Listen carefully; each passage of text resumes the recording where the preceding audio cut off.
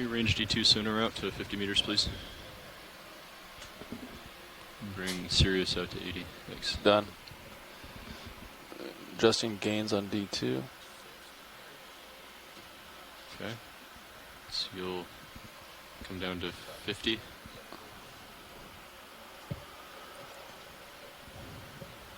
Okay.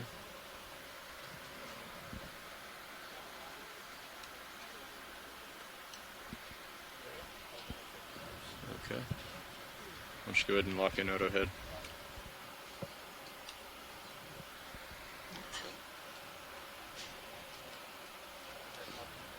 Okay. All right. So the camera's all the way down. All right, I'm going to start backing toward you.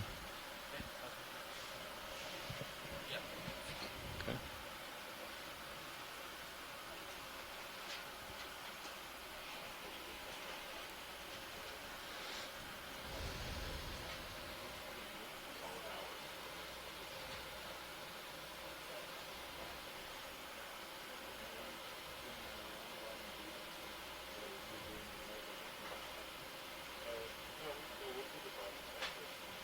Got myself on fisheye.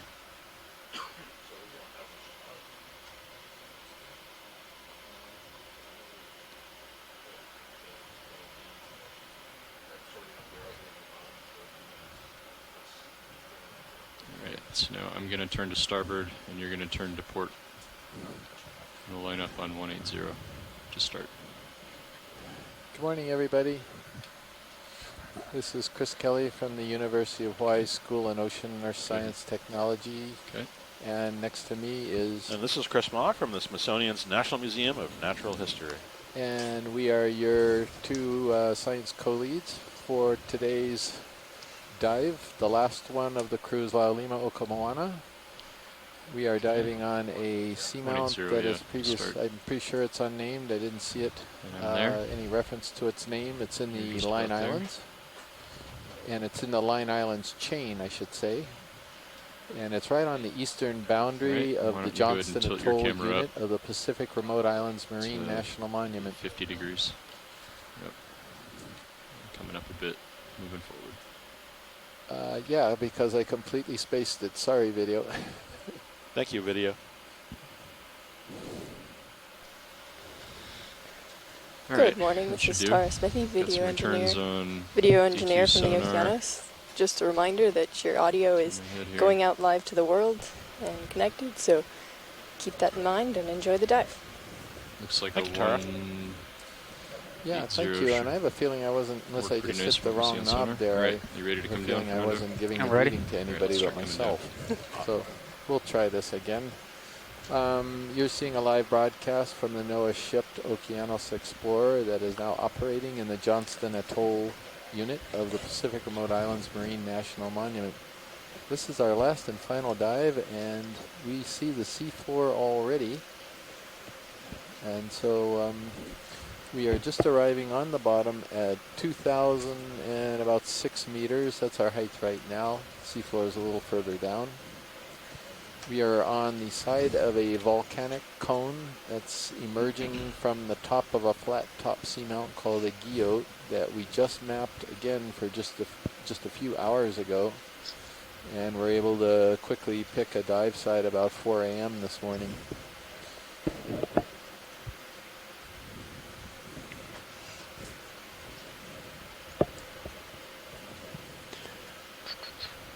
I think we're seeing a lot of old lava flows here. You can kind of visualize the cone going off to the upper right. And if you can imagine sort of a big mound of ice cream that's sort of dribbling down the sides, I think this is what we're looking at. It is completely covered in manganese crust, as is most hard substrates here in the Central Pacific. Easy bison. I can see one coral at the moment. Okay. Oh, I see two corals, perhaps. Is it coral or cracks in the... No, this looks like a... I guess sink a little bit, but it doesn't really want to. That looks more like a sediment. So I heard somebody chime in there. Do we have somebody on the line right now? There you go.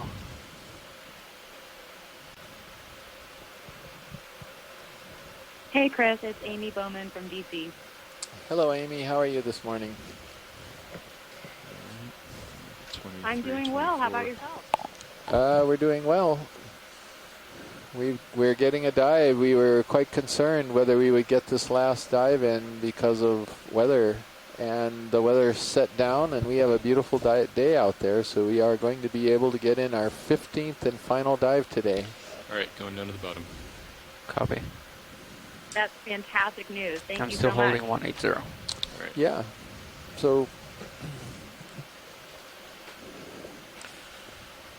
do you want to, we could talk a little bit about the title of this particular cruise, Laulima Okamoana.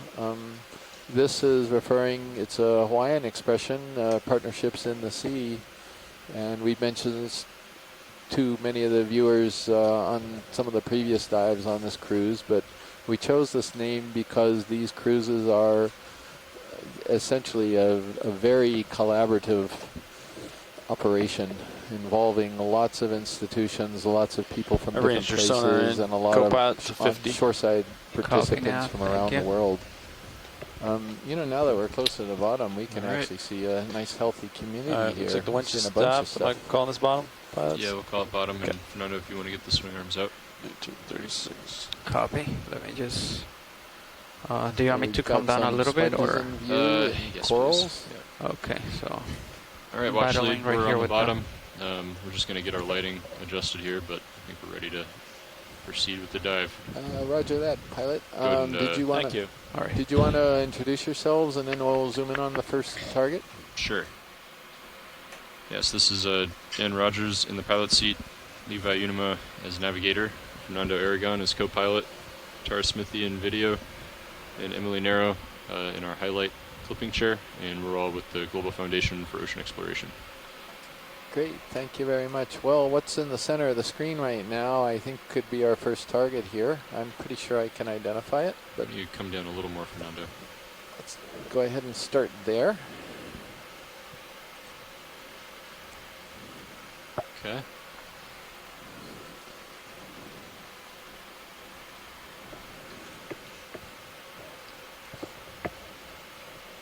So this is a glass sponge in a group that's called Hexactinellida. And this is going to turn out to be in the family Euplectellidae, I believe. But I always like to guess as far away as possible to see if I'm starting to acquire a gestalt for some of the animals down here. This looks like it's going to be a Walteria sponge. It's got some associates with it. Okay, go ahead and zoom in. You know, Chris, I've always wondered, why do they call it Walteria? Is it named for someone? Uh-oh. It's partial. Yeah, I wondered that myself.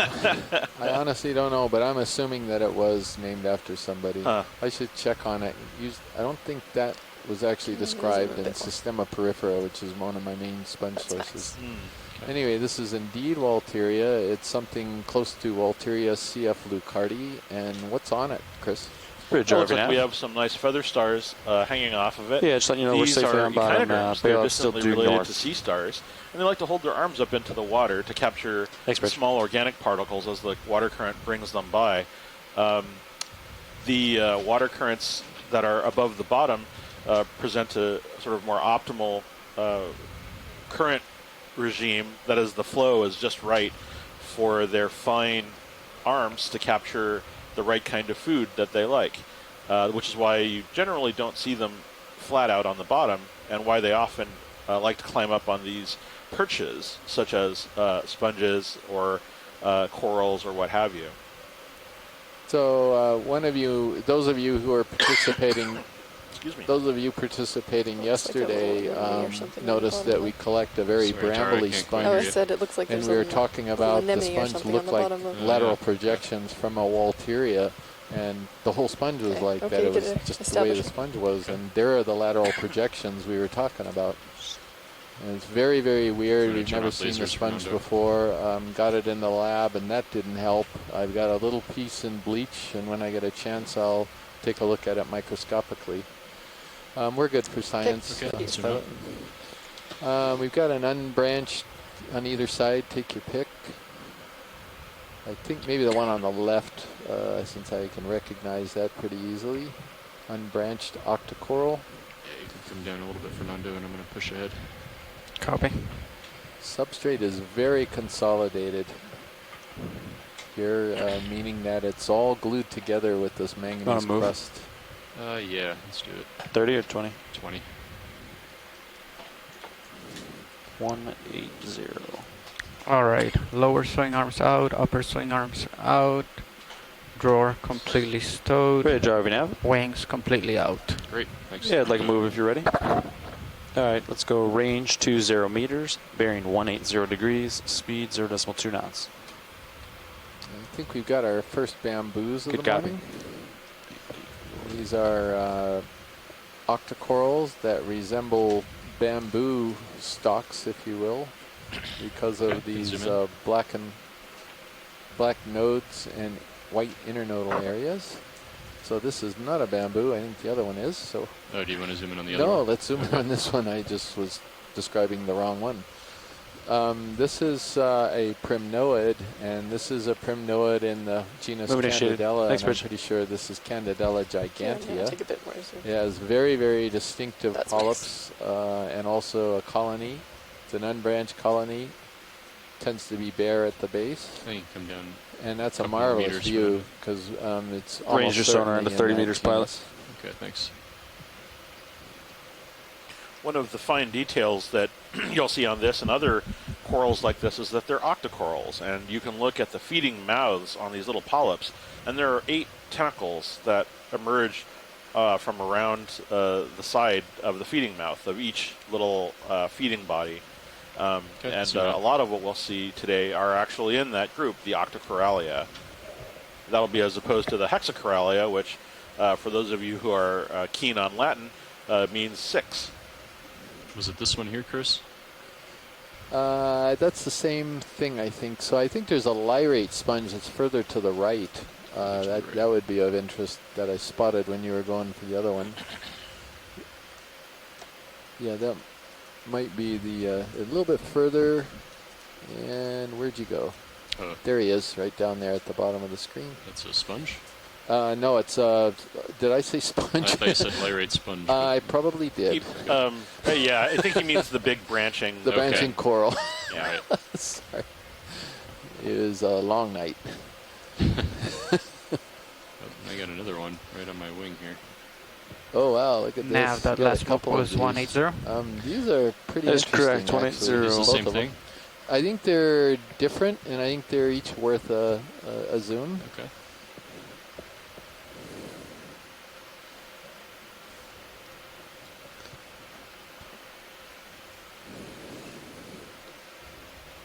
Okay, you want to zoom in?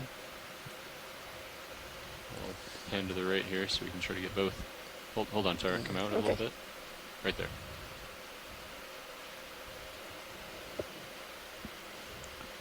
So we're gonna. Is that a bamboo coral? Yeah, and it's an interesting one because I don't think we've documented this so far on the trip. But we're gonna do a close up on this one in front of us here. No. First. That was strange. Let's zoom in. I'll bring it over. Okay, this is indeed a bamboo coral. That's nice. Cool. There.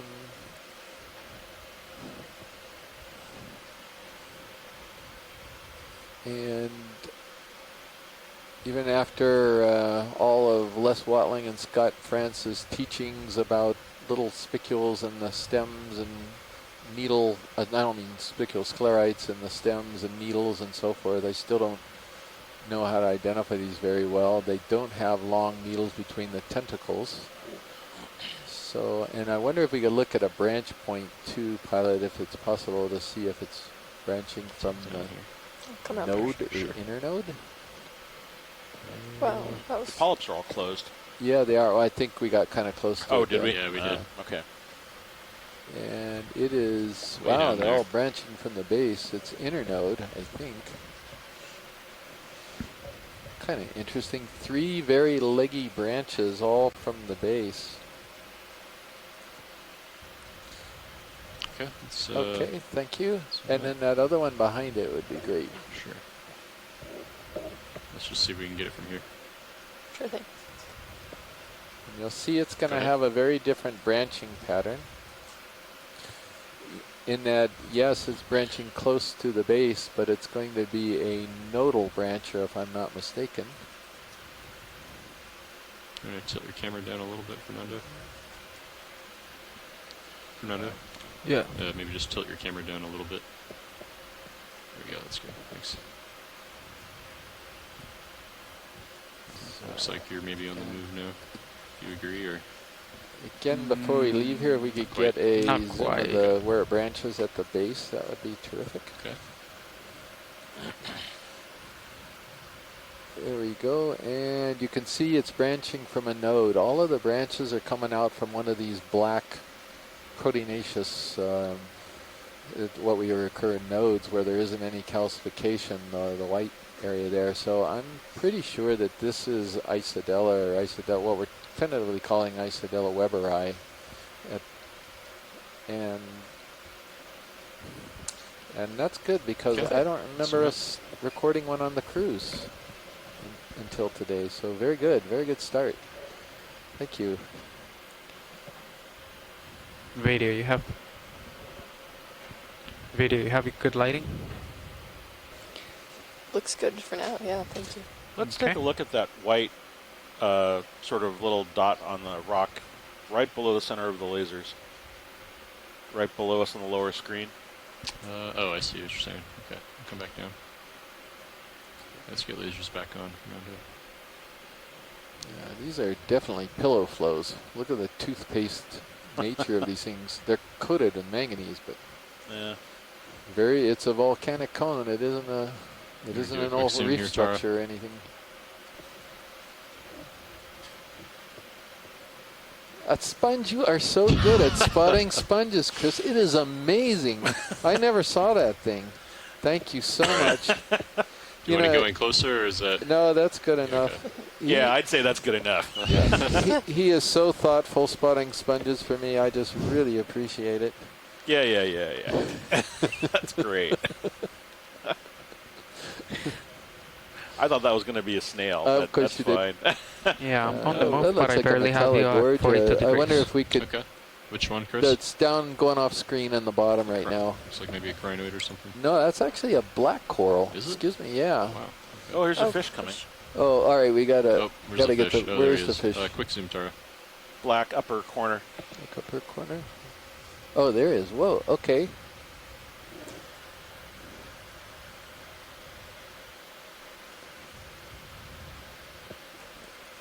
Aha! I think it's our old friend. So I'm not sure if Bruce is on the line right now. Oh, I think he told me that he wouldn't be able to attend today. Tighter? Okay, so this is in the family Mercuridae. It's a grenadier. And this guy is what we are tentatively calling a species in the genus Kumba. I'm going to come out. Sure. All right. Go under me. Okay, we'll come back to that. Thank you very much. Yeah, the black coral is a good one in the sense that we haven't seen a lot of them so far this cruise.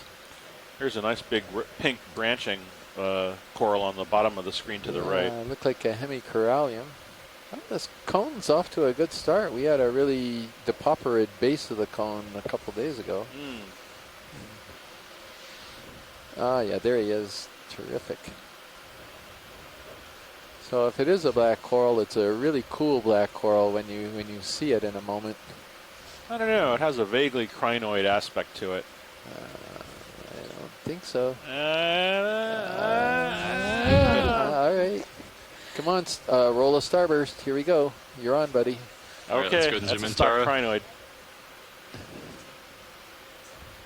Oh, fudge. Ooh, I've got my starburst for tonight. Thank you very much. This is a black coral. And Tina Molitsova is on the line with us. Okay, let's go in tighter. And Tina, I think I know what this one is, but I'm going to let you punch something into the chat room. She's participating from the Shirshov Institute in Moscow, and she specializes in black corals among a lot of other things. This is probably a good time to mention the convergence of different deep sea animal forms that live in the same kind of habitat.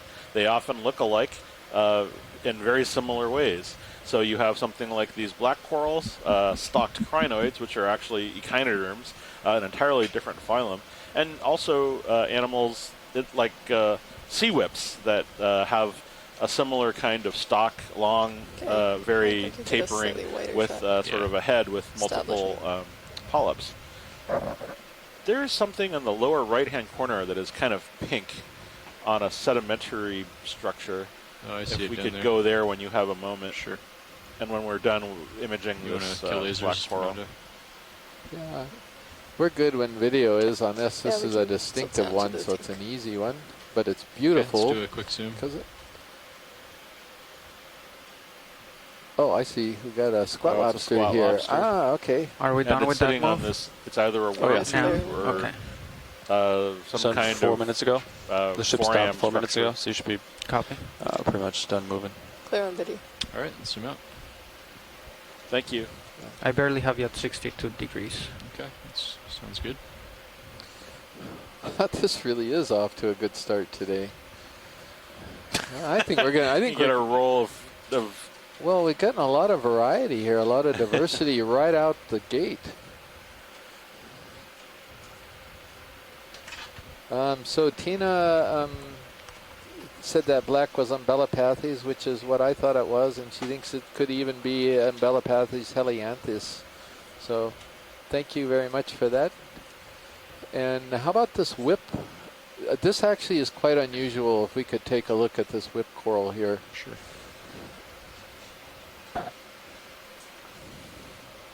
This is a different one. In fact, this may be the first one of these that we've seen on the cruise. And I'm excited.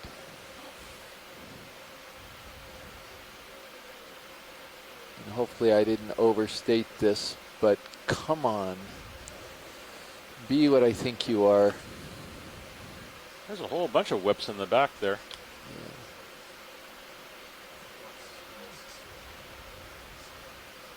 All right, Tara. And it's looking good. And no, it's a bamboo whip, which isn't bad, but it's not what I thought it was. They're all closed up. That's what fooled me. Take a little more. Yeah, Chris. Sure. It is. It is. So look at that. Look at the spines coming out of those polyps there. This is what we're tentatively calling in the Lepidopsis group, I believe, but I'm just going to call it that for now until we get the cavalry arrives on these corals. That would be Les Watling or Scott France. I can't hear you, Tara. Sorry. Sorry, I said I have just a bit more zoom. Okay, let's keep it here.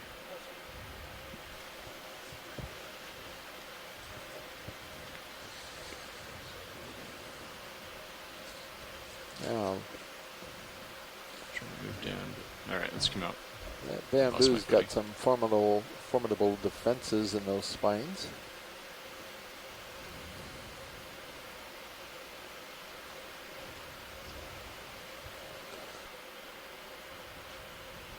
There's a sort of a three-pronged thing on the rock to the left.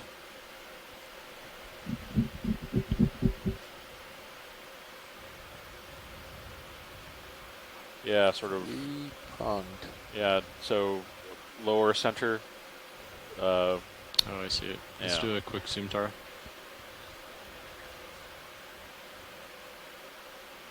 Oh, okay. Oh, it's a brittle star. There's just two short arms. It's kind of weird looking, doesn't it? So that's that's a brittle star, relatives of sea stars, with two very short arms. They're often cryptic, but sometimes they're living out in the open like that, feeding on sediments and other goo. Yeah, Pilot, how about this yellow thing right down here if we have a chance? This is a crinoid, maybe? Yeah, it's a crinoid. But it looks like it's sitting near the base of this larger... Well, this is a very young Metallogorgia, I think, but still has a sub-branching on it. But that would be my guess, and that would be worth noting. Wow, there's a lot of different things down here today.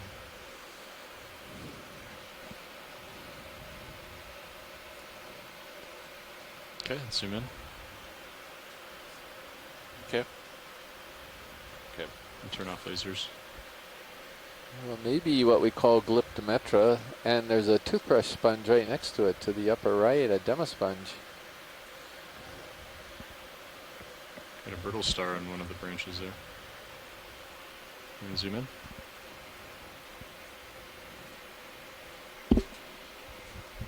Go ahead and zoom in, Tara.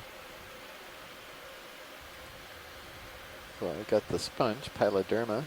Oh yeah, Yep. looks like a little brittle star living on top of that crinoid. So I will leave all of you in the tender mercies of my colleague, Dr. Kelly, Okay, as I zoom out. step away and begin an interaction in just a moment. So take it away, Chris. Yeah, and I will certainly try to spot some sea stars for you as well. I'm gonna quickly log this Metallogorgia juvenile. There we go.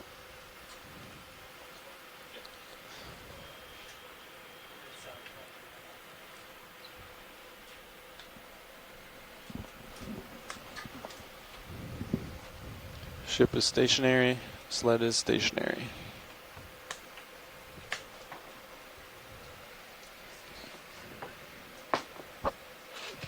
No samples yet. Navigator, do you want to switch when everything's Like done you're back gonna there? have a Back there? front row change, or did already. That was Yeah. fast. Or right now? When everything's done, I guess. It's fine. Okay. Yeah, let's do that. All right, Fernando, if you could, I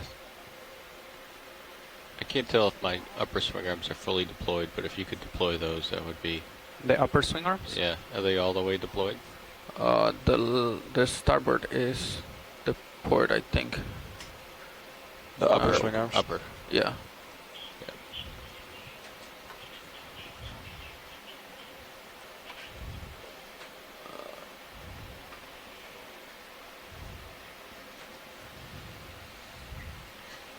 And then if you could bring my lowers outboard, that would be great.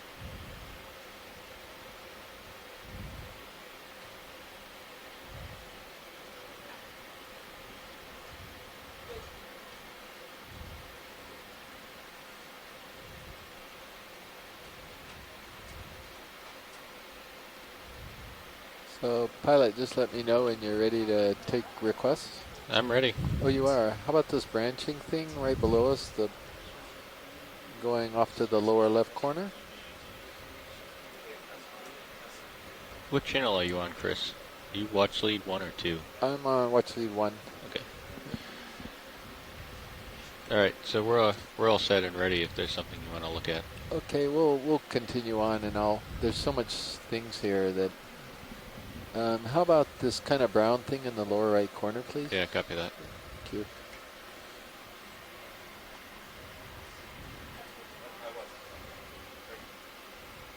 It looks like it's another black coral, Right, come on in, Antikytherian. video.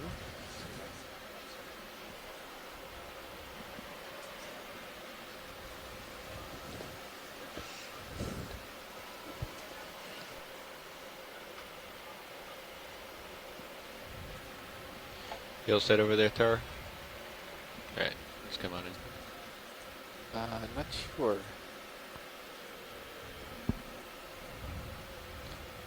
So we're gonna wait for. Is that a squat lobster? Yes, it is a tiny one, pilot, right there. That I'm guessing second, that let this me just sit coral is possibly. Let's see. We'll wait for Tina to make her assessment.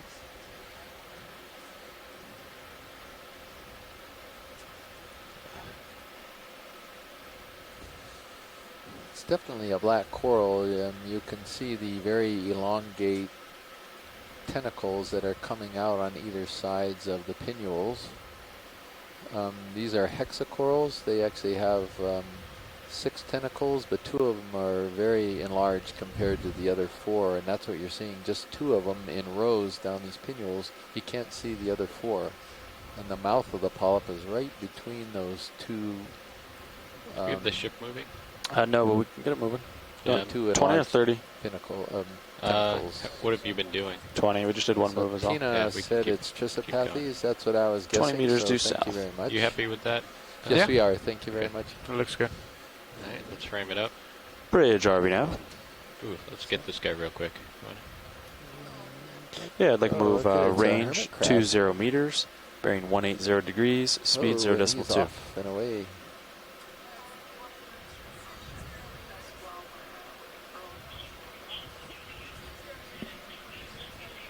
He's got a Popeye Good guy, claw thanks, on Bridge. him, if I'm not mistaken. Look at that one claw. That's a whopper.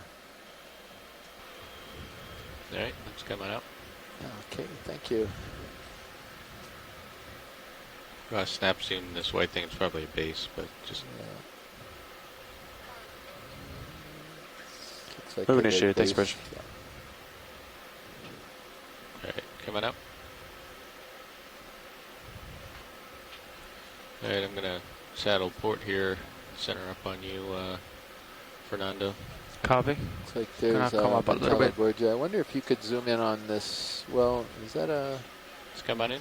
Yeah, snap zoom. It could be the same thing we were looking at before. Yeah, it is. This is Umbellapathes. We just got it. It's kind of a weird one in that you're seeing a young branch coming off below the others there. A little different.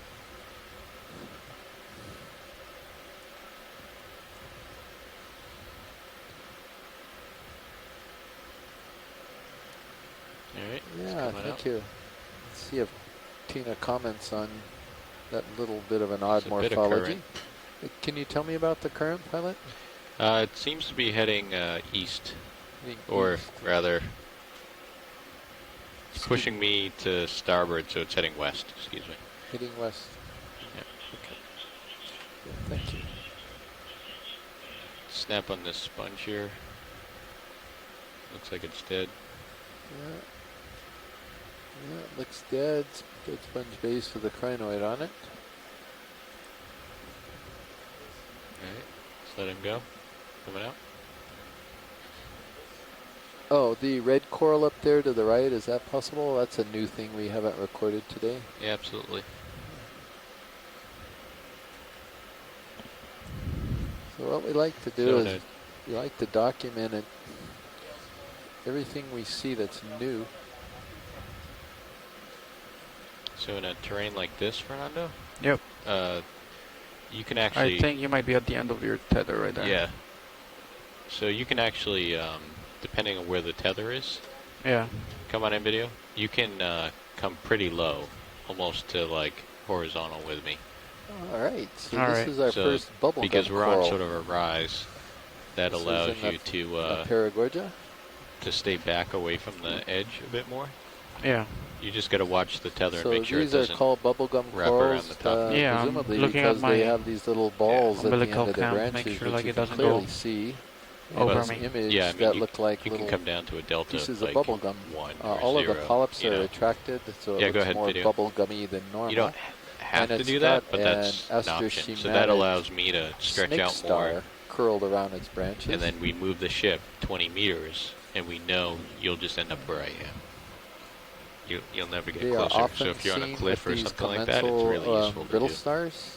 And Okay. in this case, we call these snake stars, but there are often, we've got one of these in each colony. Yeah, thank you, pilot. Very good. When you're good video. Absolutely. Get the lasers on the base. All right.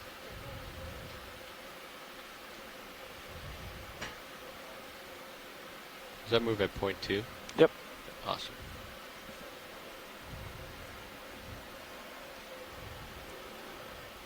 So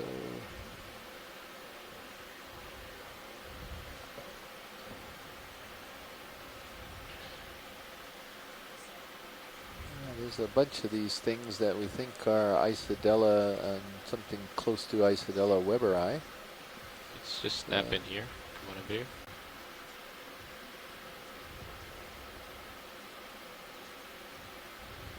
And another brittle star with a couple arms missing. Right. Looking under a cave. Very heavily manganese crusted, as you can tell from that close-up. But there's a nice bamboo colony up in the upper left, and we're gonna still looking for sea stars and urchins. Chris Ma is usually a little bit better at spotting these. He's got an eye for them. I'm going to come back for that bamboo. I'm just going to look over. I think we imaged it already, Pilot. Okay. Yeah. How about this yellow sponge down there? Sure. That looks like it's a first.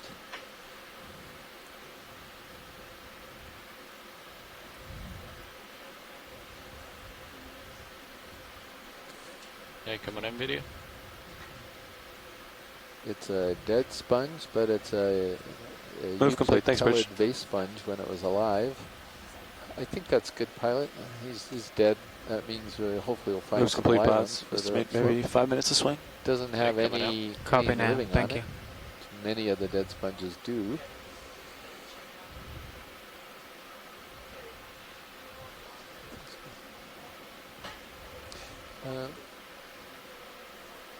Pilot, you see that fan coming up in the distance? Yes. It may be what we imaged before, but it may not be. I wonder if it... Oh, actually this yellow one here that just appeared on the lower left corner. Pilots, I'm going to stop tracking and get some diagnostic numbers from USB off. That's okay with you guys? Yeah, go ahead. Okay.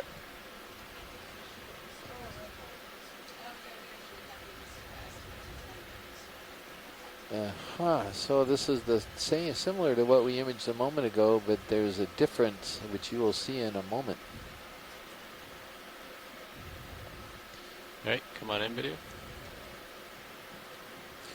So this is another type of bubblegum coral, but it's being overgrown by a different cnidarian called a Zoanthid, and that's the yellow polyps. They're much bigger than the smaller red branches and smaller red polyps. So the actual colony is the red part of it, and then the yellow is overtaking it and overgrowing it, which is very, very common occurrence in the Okay, to zoom for the family Paragorgidae, and it's got another one of these snake stars around it. Didn't we see something like this before, Chris, where the zoanthids didn't go all the way out to the little branches? They just covered like the main branches? Yeah, and it may be that that's how they can just allow the colony to keep growing so they can keep growing themselves. If they completely overgrow the colony, where do they have to go? So that's just theoretical. I mean, we're just fantasizing here perhaps, but it's just one idea. Oftentimes we see the little tips of these branches that have not been colonized yet by the yellow zoanthid. But that is a magnificent view. The smaller red ones are what we call Octa Corals, and the larger yellow ones are what we call hexacorals. So they're two very different groups of cnidarians. Yeah, I think we're good with another video. Slightly wider shot. Could you tilt down just a touch? Yep, go ahead. All right. When you're ready. Okay, I'll get establishing. Beautiful. Get lasers back on in a second. All right, you can do lasers. So it's a good 30, 40 centimeters high. And then there may be one that isn't overgrown that's to the upper right. That'd be Barely kind of have a nice the 60 contrast degrees. to see that one there. Or that could be a different coral altogether.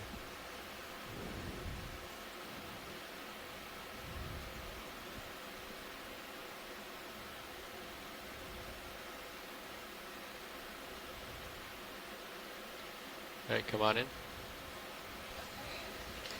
And it's a different coral altogether.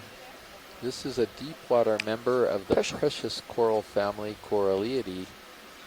And this is in the genus Hemicorallium, but you'll see there's a snake star that has also adopted this particular coral, and presumably it's mutually beneficial because you'll see many of these colonies that have snake stars in them, and they seem to be perfectly healthy.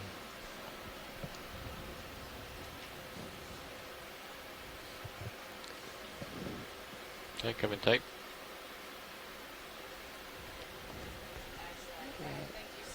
So it's a pinker color, as you'll note, and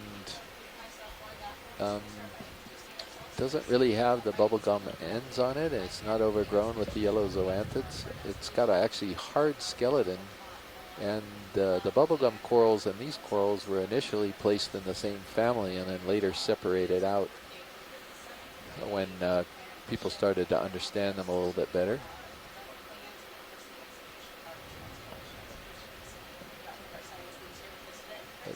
Real. This is Chris Moss from the Smithsonian Institution's National Museum. All right. Nice. When you're ready, we can come out. Specializing in the diversity and evolution of sea stars, but I work on deep sea invertebrates All right. of all kinds. Forward. Thank you. Which is about different types of natural history and ecology stories about invertebrates in the ocean. I'm Dave Casagrande. I'm an electrical engineer on the ROV team, and I'm from the Global Foundation for Ocean Exploration. So, pilot, there was a glass sponge at the upper left corner. It's off screen a little bit. I wonder, I think it's the first of these that we've seen. The vase. Yeah, the All right. vase. I'll work my way up to that. Okay. Have we seen the sea cucumber Oh, yet? no, we haven't. Come on Good eyes. Thank you. Let's get this Coming guy. in video. Yeah, this is our first sea cucumber or holothuroidean that we've seen today. And it's a little curious, but I think it could be in the family Synallactidae. I'm not Take a positive bit more about that. zoom. But Yeah, go ahead.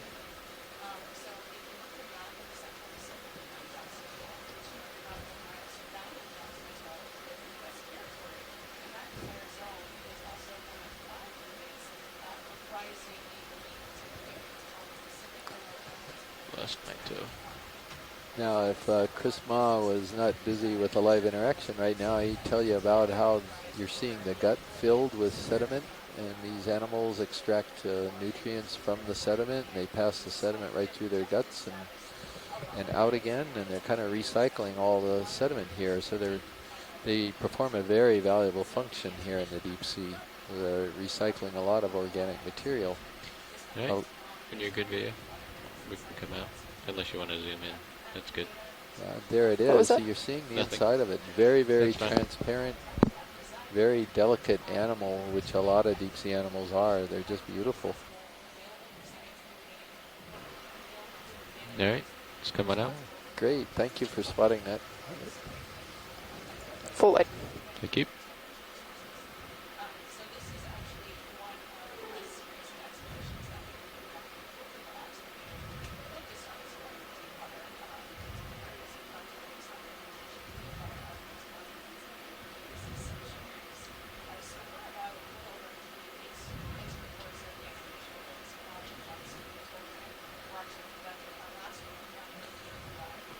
All right, come on in.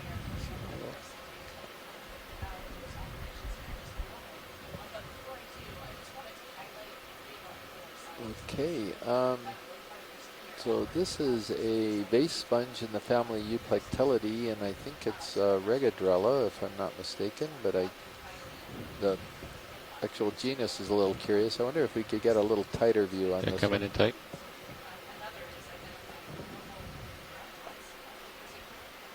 So does that have little anemones coming out of it? Those little white things? I think so. I think it does. It's got a commensal cnidarian all throughout it. Oh my goodness. This is a really good observation. We have never seen a sponge like this that's colonized by these zoanthids or hydrozoans. It's not really clear what it is.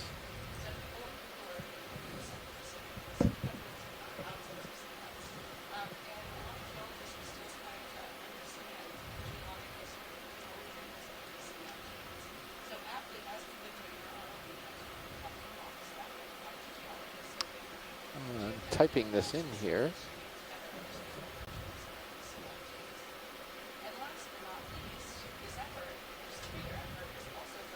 Wow, that's amazing. I was busily trying to type this in to make sure I had this observation log. That's beautiful. Thank you very much, pilot. You're welcome. Looks like there might be another one back here. Yeah, something a little different there. Yeah. We're starting to see more Navigator, and more I of these think we can start thinking of another move. Okay. Sponges and I think he's about 20 meters away, according to sonar. Where they're coming coexisting. I'll call in a 20 meter. Yeah, that looks good. Okay. Thank you. So this is a driving now. polyapodon sponge that's attached to the substrate. Yeah, I'd like a move same as last. Range 20 meters, bearing 180 degrees, speed 0.2 knots. Modified spicules. That's a very small member of these species. Some of them, it's in the genus Polyopogon. Some of the members of this genus can be enormous. And take a bit more. That's max. And I'll just go around the room quickly and talk about what everyone. Move initiated. Thanks, Bridge. All right, when you're good, video. Over on my right, maybe just out of your screen, is the navigator of the ROV. The navigator is responsible for keeping track. Let's snap on these. This little guy here. Do you see? Come on in, video. Star or something? That'd be good. The little toothbrush sponges, the Piloderma. That's what they are. These are demasponges, and they were documented the first time by us in Johnston Atoll. We actually collected some specimens of this. These are a sponge, but they're very different than the sponge you just saw, obviously. All right, when you're good. That's great. This has got a lot of stuff down here, a lot of different things.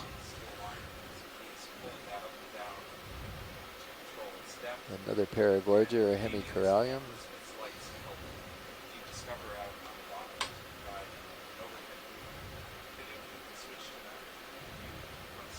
More of these bamboo whip corals. Oh, please, to the lower bottom. Yeah. And this is our first mushroom coral at this site. Come on in, video.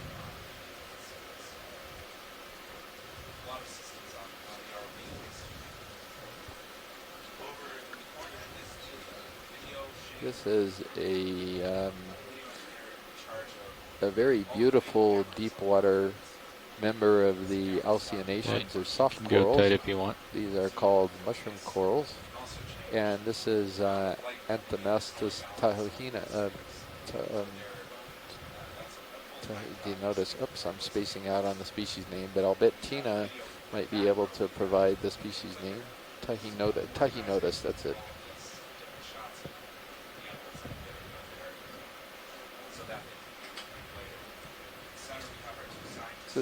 This is another group of corals that Tina Molodtsova is an expert in.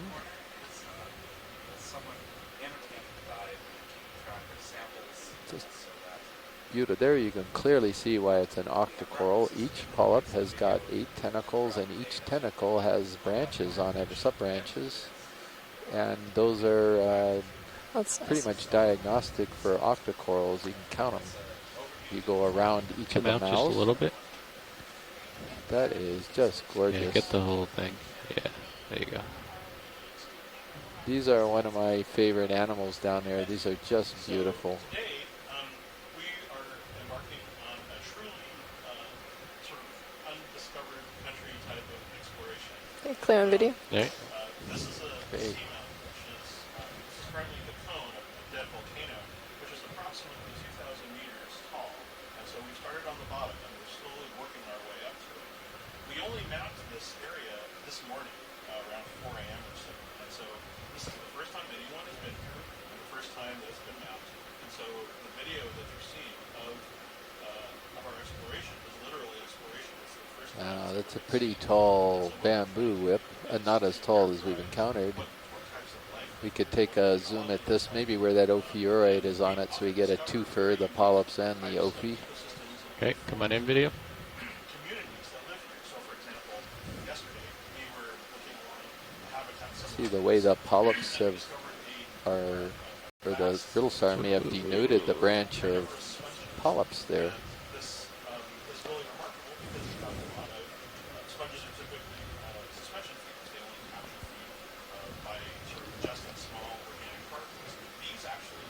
Hey, come in tight.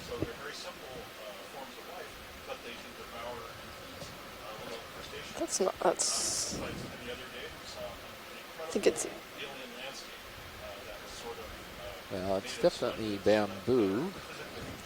The ship's done with that move right now. And that's about That's as far correct. as I Just can came go to a with this stop. group of corals. Copy. Again, we don't have either of our authorities on the line this morning, Les Watling and Scott France.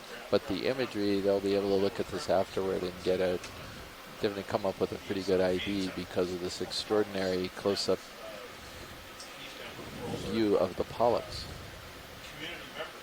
I think we're good, pilot, when video is. All right. When you're good, video.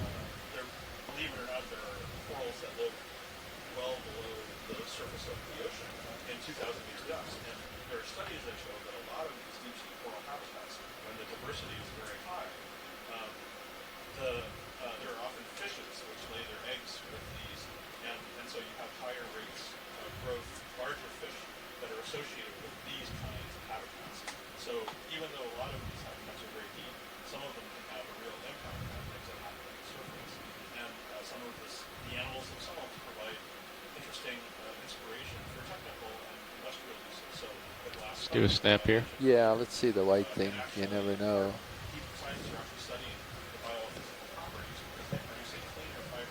There's some little sponges there, but that looks like a sediment patch or something. There's a little bolosoma sponge, so actually we didn't see it, but we captured it by zooming in on the white patch.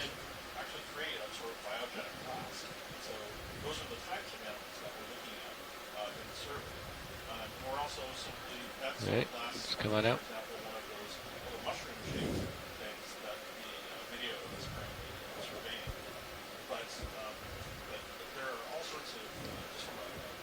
Oh, that's maybe this tall coral that's in the background, pilot. Yeah, copy that's that. The first of those.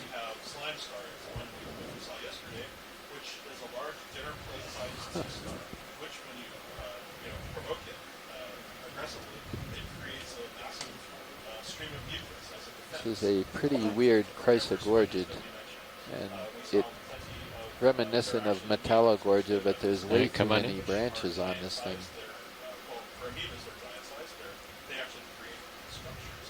Wow.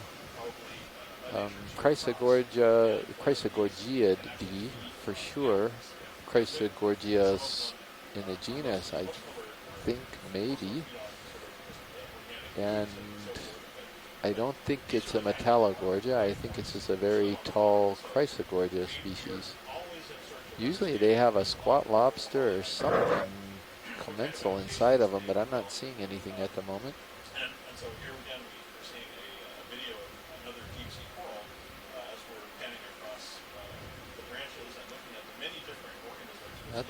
That's quite different from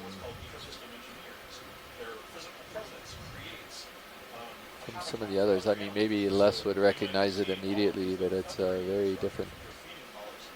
Okay, to zoom more, pilot. Yeah. Right. Oh, no, that's Max. Never mind. I was going to say, I thought I had a tiny bit more, but no. This is beautiful. So this is also an Octa Coral. It's in a different family yet again. And see, they are the 8 tentacles with the little sub-branches, the pinnate tentacles. That's diagnostic. So when we have a current like this, Fernando, it's actually a little easier to fly sometimes because I have something to push against. Yeah. So like I'm not set on the bottom. Yeah, I can see it, yeah. I'm using my 2 manip cams to track my motion. Like, am I moving closer or farther away? And then I'm just panning the shot by doing slight adjustments to my thrusters. And the cool thing is, like, I can sort of do a pirouette just by, you know, letting go of the thruster and just letting the current take me. So I'm just, you know, doing a nice rotation around this. And it's just, I'm letting the current do it. Okay. So just confirming, pilot, the current is going from east to west. Is that correct? It is it's pushing me to starboard, and I'm facing south. Okay, so that's pushing you to starboard, so that would be... So that would be pushing me to the west. To the west, okay. Yeah. Alrighty, thank you.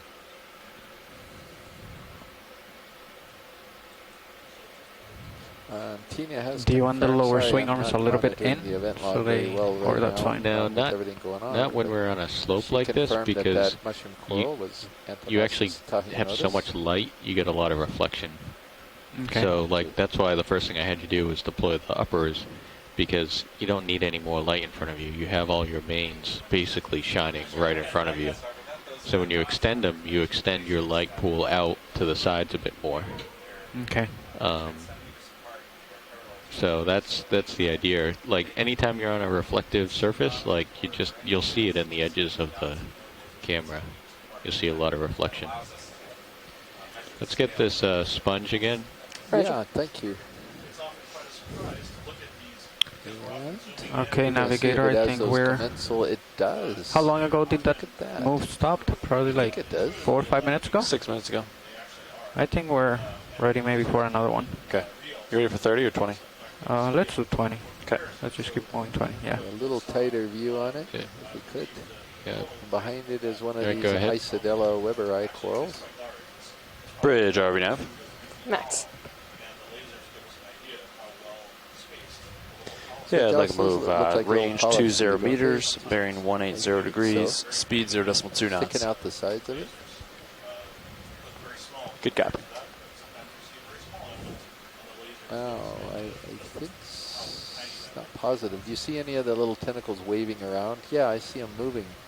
I see them. Okay, they really are little maybe zoanthids or hydroids or something.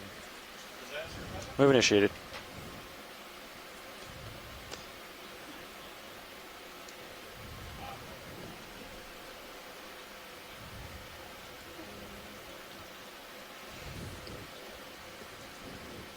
Hey, well, thank you, pilot. Okay. That's a first in my experience. We've never seen one of this type of sponges, one of this particular species of sponge, or even genus of sponge with those commensal and cnidarians in there, and I don't even know what type of cnidarian it is.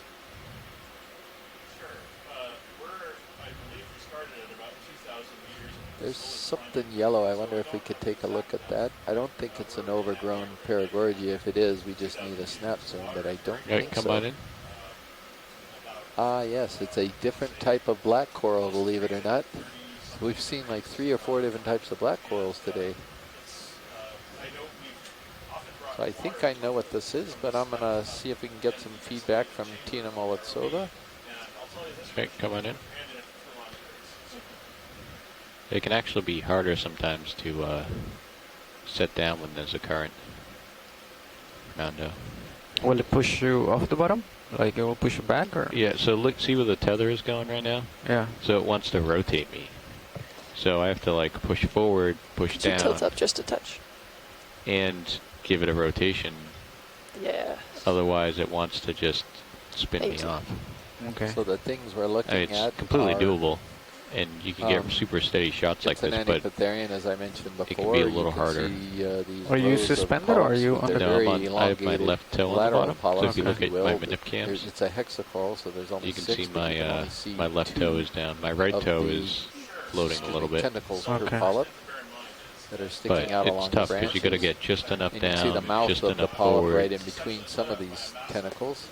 And if you lose your And toe like that, the you just sub-branching here is diagnostic, slide if away. I'm not mistaken, and Tina Coming out has for establishing. confirmed my suspicions, at least, that this is Staropathes.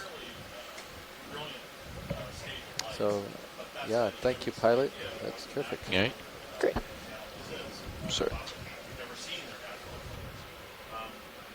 So, for example, I'm just now watching a brilliant yellow coral, and so a lot of times they have brilliant colors as sort of the offset or the byproduct of chemicals in the body wall, or sometimes because these are the colors. Crinoid on a Walterius Oh, got a sponge. fish. And some, oh, you got a fish? Yeah. All right, go ahead in. Aha, there he is. Okay. Oh, wow. This looks different. This is a different macrurid. I'm not sure I've even seen this one before unless something's going on with his head. So this is Grenadier in the family Macruridae for sure. Yeah, zoom as you wish. Yeah, if we could get that head, that's very strange head on him. Is that a defect or is that what he looks like? Move complete. Thanks, Reg. I think he's real. I think this is just... Yeah. Boy, I don't know what's going on with his head. It's really interesting. Bruce Mundy is unable to join us this morning, so we're kind of short on fish experts here.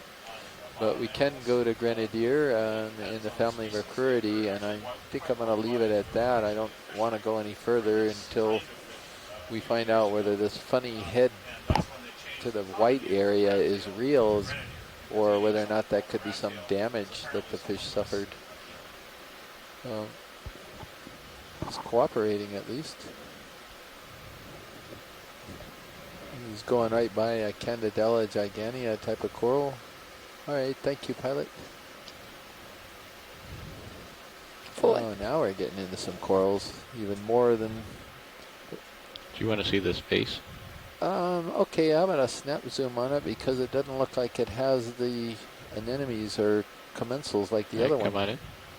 Oh, and there's something inside of it. Sure. A lot of the bottom here is cemented with manganese and is also created by volcanic activity. So some of it is Not sure if, I wonder if we could take a peek down from the top of it. Mary Wickstein had talked about these special shrimp that live inside of these vases. This is a few days ago. I wonder if we can tell if that's a shrimp or what's inside of it. Okay, to zoom on the top. Yeah, go ahead.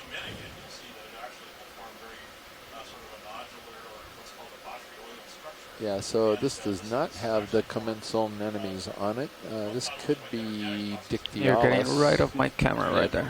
Can you rotate and follow me? Okay, rotating. Is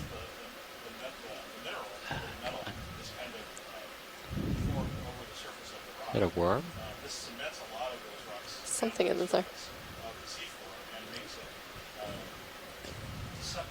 What do you think that is, pilot? Does that look like a shrimp to you, or? No, it doesn't look like a shrimp. No, it doesn't look like one to me either. Maybe a polychaete worm or something. Well, Yeah, the one below there, that looks like it's the rear end of a shrimp. Oh, it is a shrimp. Oh, there's something with... That's a shrimp. That's a shrimp. Isn't it? Yeah. Or That's Or neat. what is it? I don't know what it is.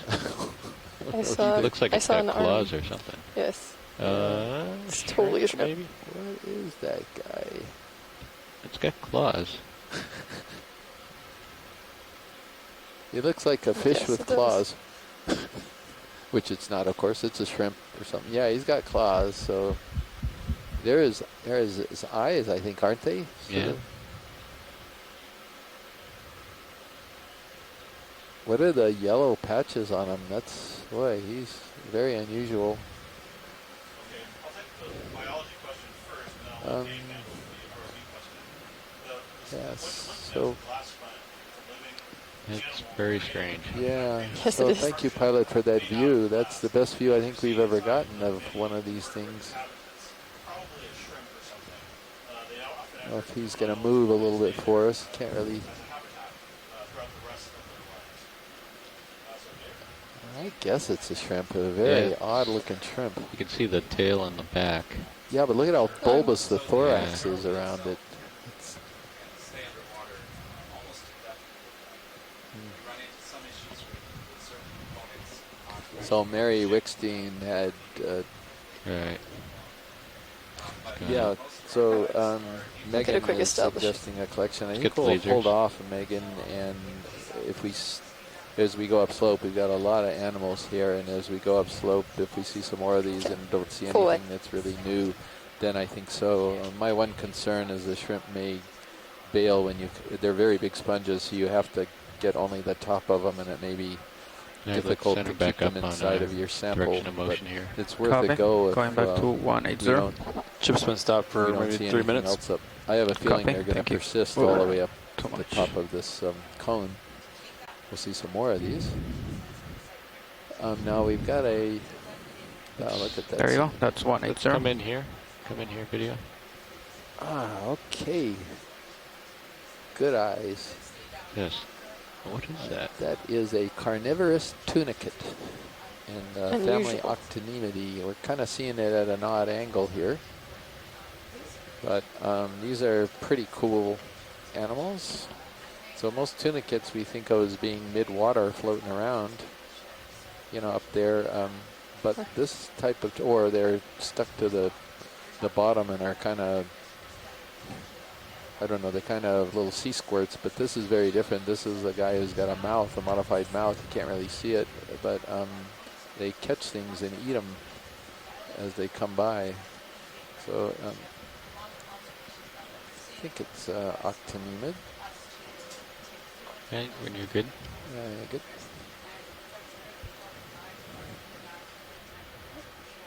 Tina was talking about the weird Chrysogorgia, and Tina, yeah, we'll keep that in mind. How about that white? That's just a stump, isn't it, Pilot? Right by the lasers? Yeah, just to snap here. Yeah, okay. Yeah, we're still kind of keeping an eye out for one of Chris's sea stars. A small Chrysogorgia over there to the right. About ready, or where's he at? Do you want? Pretty area. Maybe just a minute. Fuzzy coral. Yeah, let's wait a little bit. Snap here real quick. Sure. Yeah, looks like it's brittle star. Okay. And then this guy being overgrown. Yeah, it's being overgrown. It's like an internodal bamboo coral. Yeah, overgrown with zoanthids, and it's a little crinoid and looks like an anemone, so a lot of things are kind of pestering this bamboo coral. Yeah, some of these new branches don't look too good. Yeah, no, it's maybe that's it. Maybe it's. Okay, come on up. So we descend Gambassa at 30 meters per minute. That's limited primarily by the amount of force that our thrusters generate. Pilot, Roland was saying there was a stock crinoid behind that bamboo. I didn't see it. Did you see it? And he has really good eyes, so. You see anything like that? The launch and recovery is pretty quick. It takes maybe 15 or 20 minutes, so most of our time getting down that one. I don't see it. Yeah, it's the one that's going off screen in the upper left corner right now. Can you sort of point it out to us, Roland? Because I don't see it right now. Yeah, this one, wasn't it? Because that had the zoanthids on it, right where the laser is right now. Well, our preferred unit of decibars, 2,000. Okay, anyway, we can go ahead and move on, Pilot. We're going to keep an eye out for those. Stock crinoids are really a treat. These are called sea lilies, the common name for them. Pretty high, down at 6,000 meters, that's 9,000. There's another Anthomastus. We could probably pass that by because we can recognize it very easily. This got a Chrysogorgia down below us here. I think it's the first that we documented of this species. Oh, excuse me, Pilot. I'm going to intercept to the right of where we were. I'm just seeing if that's a crinoid right there by the lasers. It is, okay, yeah, it's a crinoid. We're looking for a special urchin down here, but that's a crinoid. Kind of funny in that it's red and white. I don't know what that means. Crinoids are, in this case, it's also, it's a, come a little closer. It's called a feather star, a common name. These are a variety of these animals that does not have a stalk, and so the stalk ones are called. Okay, I'll take a bit more zoom. Yep. Yeah, it's what is going on with that color? You can take styrofoam cups or styrofoam ice coolers and put them. I don't know what that bicolor means. It's obviously healthy. All of its arms are intact and everything else. So I have no idea what the color means. But anyway, thank you, Pilot. Coming up.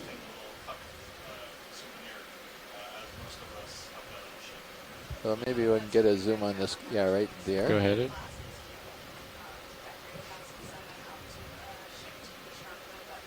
So the coral is a chrysogorgid, and then this crustacean that's inside of it Partial. right now is called a squat lobster, and we think it's in the family Chirostylidae and in the genus possibly Europtychus. Okay, I'm gonna take a bit more. Go ahead. That's max. You can see that prominent spine right between his eyes. A beautiful image of one of the many animals that colonize corals and call them home, and presumably there's again a beneficial relationship. The squat lobster gets some type of protection probably, and it gets up off the bottom, or maybe has more efficient feeding. Doesn't seem to hurt the coral at all. In fact, usually you find them in these corals, usually one per colony. There's the base, as you can see very clearly. And some people call these gold corals. I don't like to use that common name because it confuses with a shallower water, commercially important zoanthid coral is very different. It's also called a gold coral. And there's a little amphipod, I think.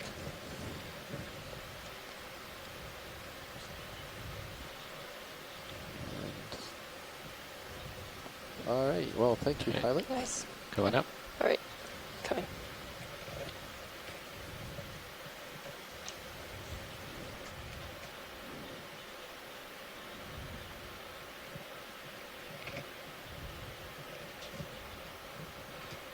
Let's see what's going on in chat.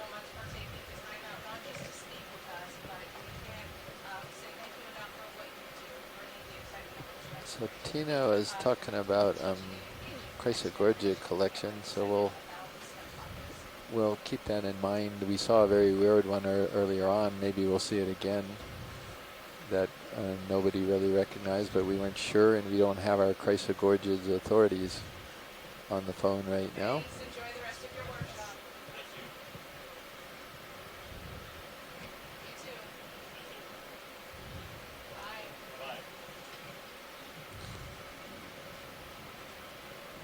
Note that the coral density is increasing as we're Okay, you going guys ready up for a slope, move, so Brian? we Yeah. may have an Yeah, absolutely you can go ahead spectacular and put one in if you want. community on the top of this, because we have noted on a number of these dives that it keeps going up. Oh, what's that? Oh, Bridge RVNAV. here we go. It's another type of feather star. Yeah, ready for a move. Same as last. On a 20 branch meters, bearing bamboo, and this is 180, speed called decimal 2. Cyathometra or something Good copy. like that. I've got to look it up. Now, what is the average Had a speed really we need nice, to easy name make today for in it, order and to get to the then, summit? Point, Chuck Messing, who's 05. an expert on this group of Okay. animals, I can recalculate it here. came up Hold with on. a different Yeah, we definitely identification need to for it move, after 'cause looking they- at photographs a little more closely. As I heard, like they really want to get to the summit, right? Move initiated. Thanks, Bridge. I don't know if I can pronounce it. Sethyrometra is what he thinks this is. We used to call it Cerametra, but then he said there's no occurrence or no record of occurrence of that genus here in the Central Pacific. I think he, if I remember his email correctly, he thought it was only in the Atlantic or Gulf. And so he thought a better idea for this one would be this other genus I just pronounced. And they're both, I think, in the family Xenometridae, which are really beautiful. All right, you're good Great, video. thank you. I got average speed 0.07. Yeah, so you want to keep us moving. Okay, we've got two things here, that anemone that's on the rock, and then there's a different bamboo behind it. And what's this? Come on in, video. Oh, yeah. Okay, it's another crinoid. What's that to the lower right? Is that a sponge? Sorry.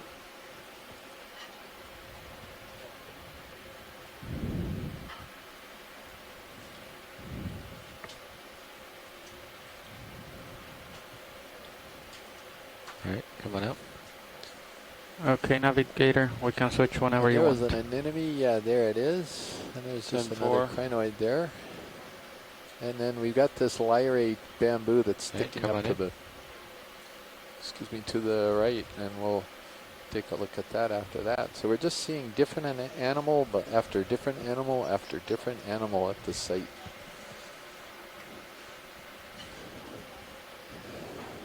So this is an enemy that we are presently just assigning the family Actinostolidae. We're assigning it to the family Actinostolidae just because we're not sure. And this is on the council of some anemone experts, Michelle Rodriguez and Nadia Samarian, who've looked at a lot of the Okeanos anemone photos. So, yeah, thank you very much for that, pilot. Let's get this thing in the back.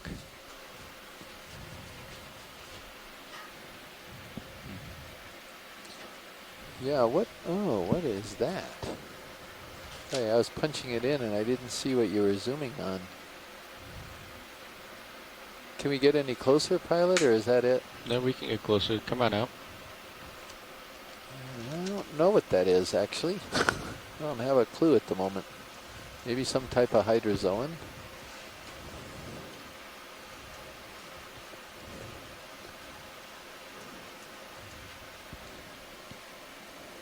So this is Chris Ma, and I'm back. It was a pleasure speaking to the teachers at the OER workshop. Always happy to spread the love about Okeanos Explorer. Where'd it go? Oh no. Oh, there it is. Roger, Nav, go ahead. That's not quite the full zoom. Right, go ahead. That's correct. Go full. Max.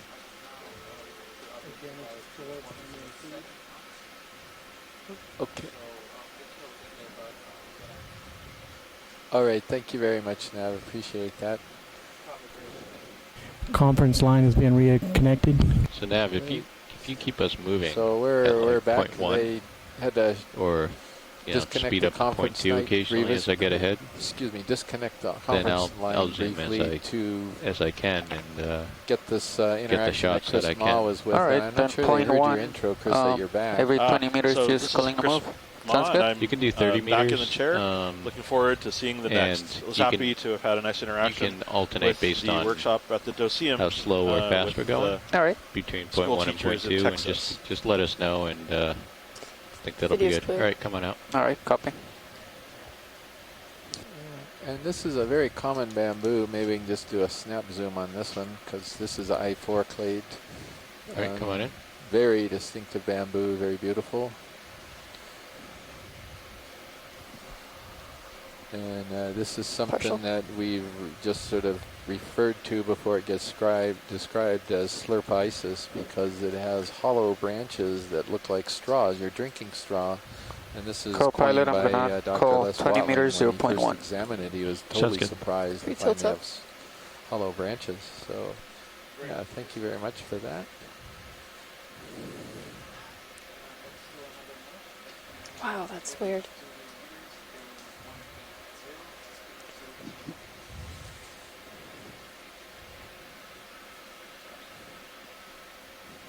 So we keep getting new creatures, Chris. That is Josh, slowed our continuous progress up the one flank. big move? It's one right after another after another. It's just amazing. Basically, That's instead of like a good problem to have. Instead of move and then have the ship stationary for a long period.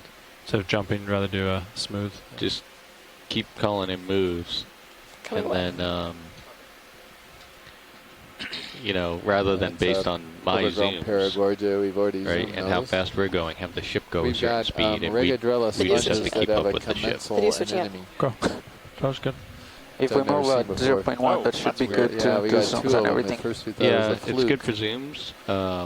It's good you can even sample. You're doing short moves that allows us to stop and get a sample, and the ship can just keep going. Just kidding. And then it also... What is you that can speed up dark, as spiny thing in the sandy pond. Like if I'm way out ahead, you can call in some point twos. And let's come on in video. Yeah. Oh, here we go. And there's a cup coral behind it on the wall. Partial. So we think this is a tube anemone that lives in sediment. Oh no! Can we It's zoom the on it a normal- little bit closer? That is a coming different in. one. I don't think it's a tube anemone either. There's no secondary ring of tentacles, is there? Well, yeah, you're Excellent. right. Wow, that's beautiful. Let's see, Tina. Oh, Les Watling is now on the phone. Thank you for joining us, Les. We needed the cavalry. There's a fair number of bamboos that we've imaged already today. So yeah, it's an anemone. I would assume. I'm waiting for Tina's call on it. It does seem to have some kind of sediment tube around the edge of it, though, doesn't it? Yeah, it does, but then it should have the inner ring of tentacles, as you know, which it doesn't seem to have for that group.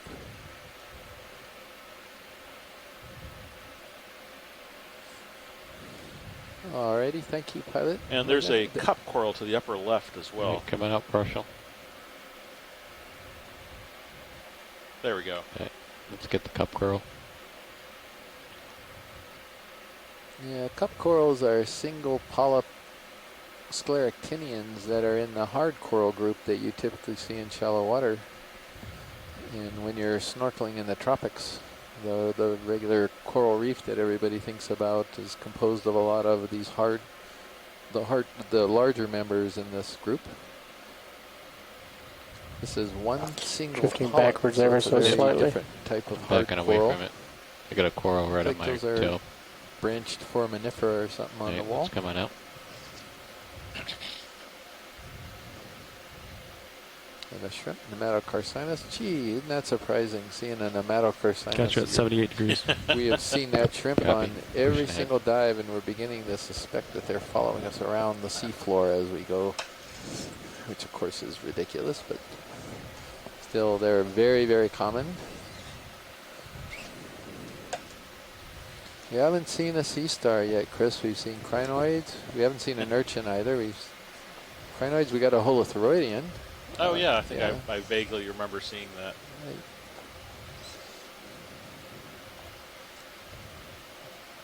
Well, it'll turn up.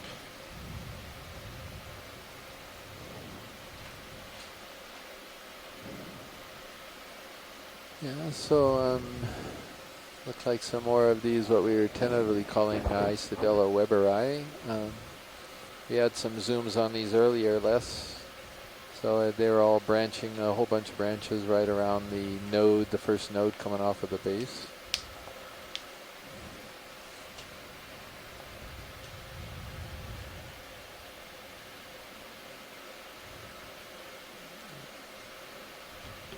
Some really beautiful examples of these. This is a big one right in front of us. You can see all the branches coming off near the base. And some of these, is that it? Oh, furoid maybe, but let's take a snap zoom at least. Hey, You come on never in. know. Yep. Oh, it's Ganophia canthid. Canthid, yeah. Yeah. Next to that coral that we just And passed, it there's looked a like something crinoid very right dark. there. Two different types of animals in the Echinodermata. Okay, come on out. It was either a cave or it was Snap on this guy. Another hemicorallium, and there's another one of these Cyathometras, or however you pronounce it. It's just a slightly different coloration to them, but these are in the family Xenometridae. We imaged one just a few minutes ago. Right, come on out. Beautiful hemicorallium. We got, oh, there's an Iridogorgia. That's the first that we've seen today, going off screen on the left. Take a shot on that as we come by. when you're ready. Yeah, go ahead.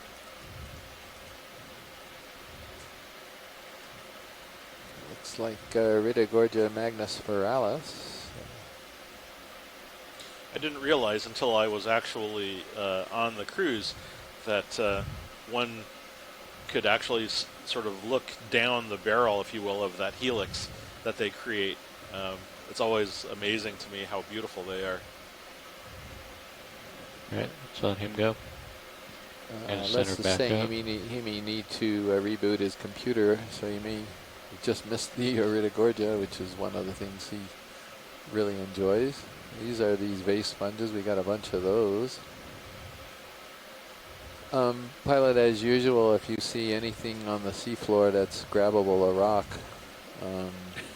I have not. I have been looking out for them this morning. I have yet to see a single rock that is clearly free of the seafloor. So it doesn't mean we won't see some further upslope, but. Is this new? Yeah, this could be new. I think it's a different type of bamboo. Come on in. Yeah, and with anemones on there. He's in. So where is it? It's branching at the node. So this could also be a type of Isodella, but different than the other one. You already took maybe. the diagnostic maybe Les will information, be back right? on Yeah, so he can I looked give at us it multiple times. Give us Copy bridge. And an that ID on hasn't this. changed today. Okay. Yeah, so I saved that to too much movement. Desktop. Yeah, I don't have time to set Les, down. can you? Les is back on the fast lane. That's you at 82. And we were thinking that it's an internodal, or it's a nodal brancher, I think.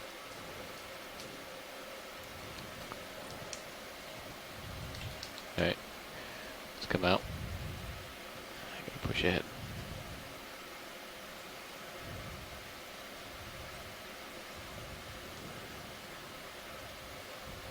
Something on the seafloor there. That little Snap is that on a this as we hermit go crab, by. maybe? It does Yeah, have that crab. kind of hermit. Yep. Snapping. Yeah. Is he got an anemone on his back, or? All right. Yeah. Co-pilot, I'm gonna call another point Well, he's one. got a shell, and then he's got an anemone on Sounds the good to me. shell. Unlike some of 20 them, that meters, just point have one. the anemone. A little bit of time, Josh. We're going slow, so. All right.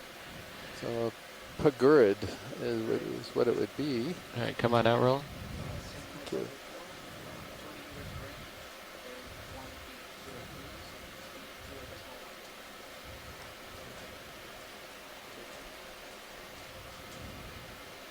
So John Smith said he's sitting here on Saturday waiting for a loose rock, and he hasn't spotted any either.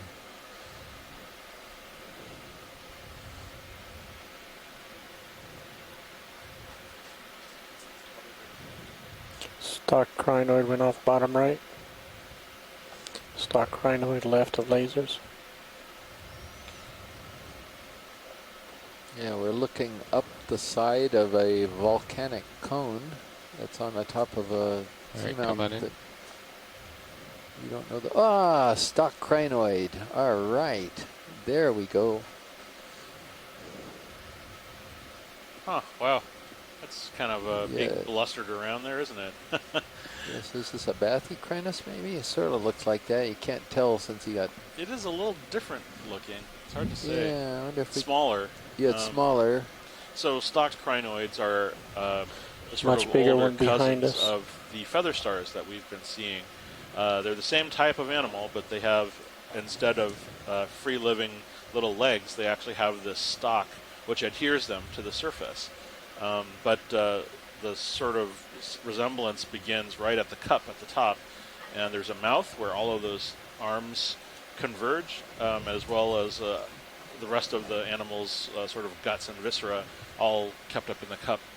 The stalk has a lot of stuff on it, which is not usually the case. For people who are doing sort of Midwestern paleontology, the stalk is actually composed of several sort of round lifesaver-like pieces.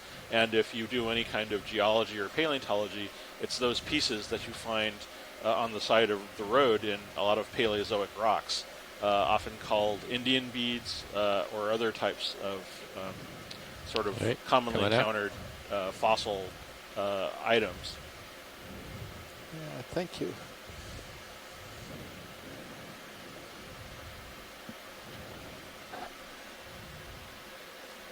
So okay, I'm becoming a cone head again. I'm starting to be a believer in cones. We've had a I was very disappointed by a few of the cones in 2015, and now I've revived my enthusiasm for them.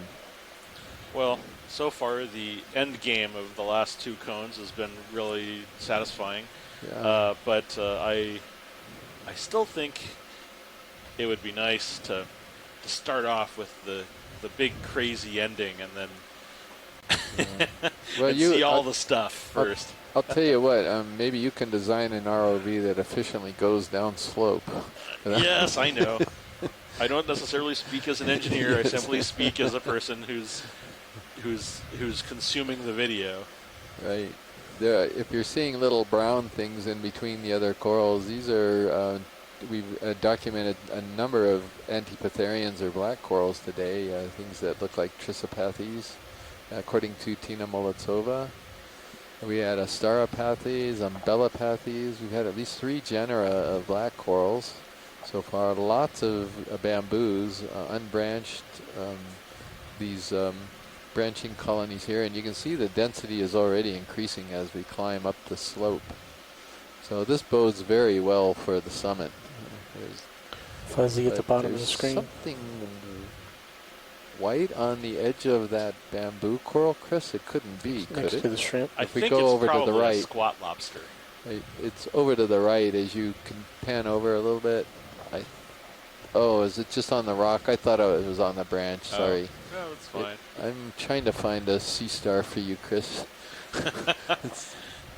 Well, I mean, it shouldn't be that hard with the coral abundance increasing. Excuse me, pilot. I'm sorry, interrupting. Right to the left. This is yet another species of black coral. First for the cruise, right left of the lasers. Yeah, sorry about that. Come on in, video.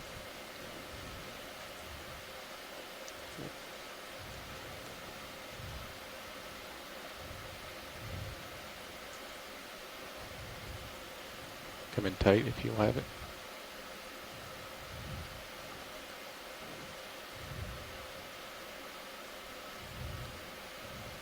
So the corn dog sponges, if you will, are those, we collected them in 2015. Les Watling was talking about these, and these turned out to be, in Rob Van Soest, based on Spico pictures, to be most likely Piloderma. I'm not sure if he's accessed them or anyone else has the Smithsonian scale worm specimen yet. Middle.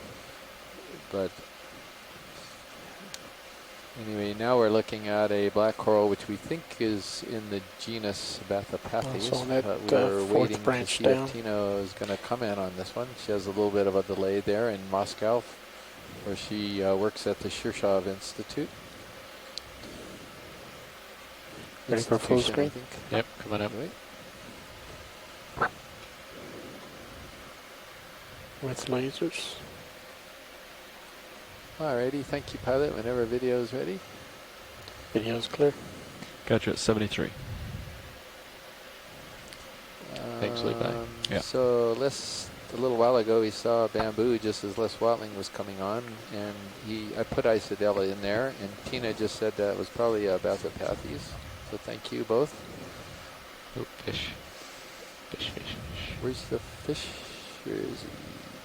Oh, a little small. Oh yeah, okay. All right, come on in.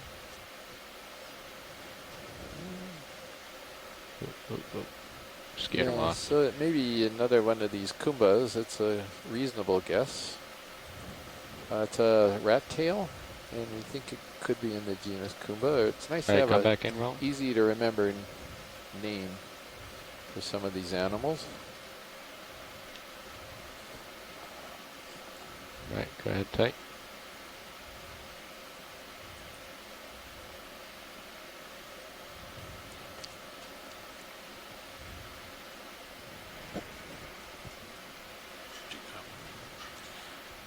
So we're proceeding along the bottom, sort of tracking this grenadier, but I think we've seen a good bunch of footage. We can move on as Right, the come on video up. is ready. Gotcha at 85.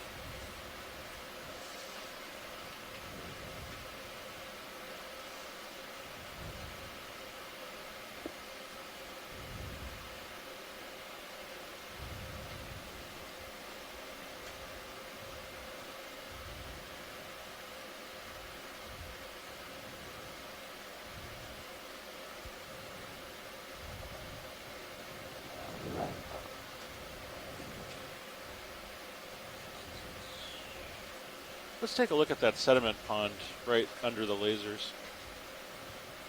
Come on in, video.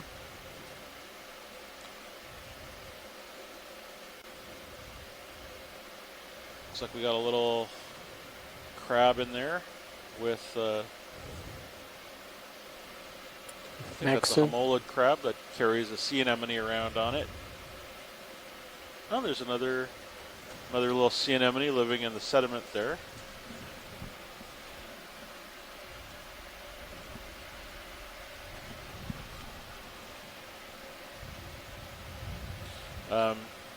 There's often a lot of things that inhabit a lot of these little oases away from the rocks, different types of animals. So even though they're not immediately evident, there's always something. Great, we can move on. Alright, coming out, video.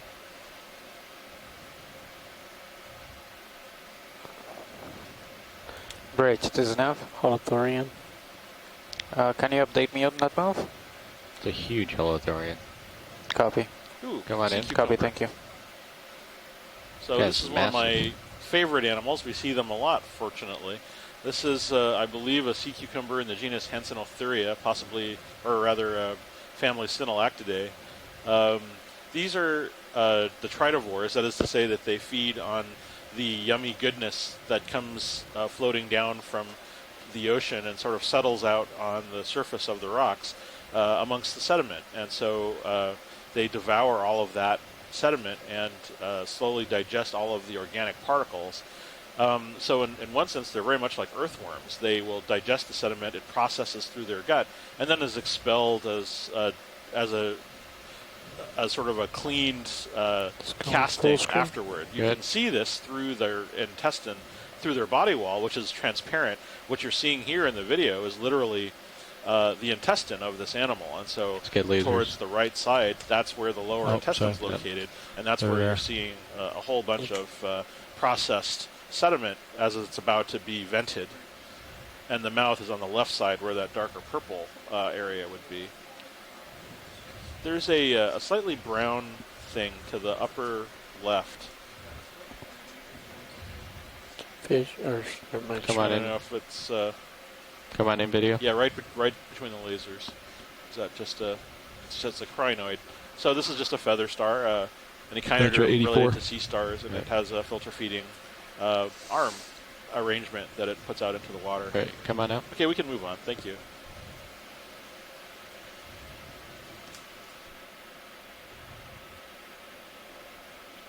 Alright, pushing ahead.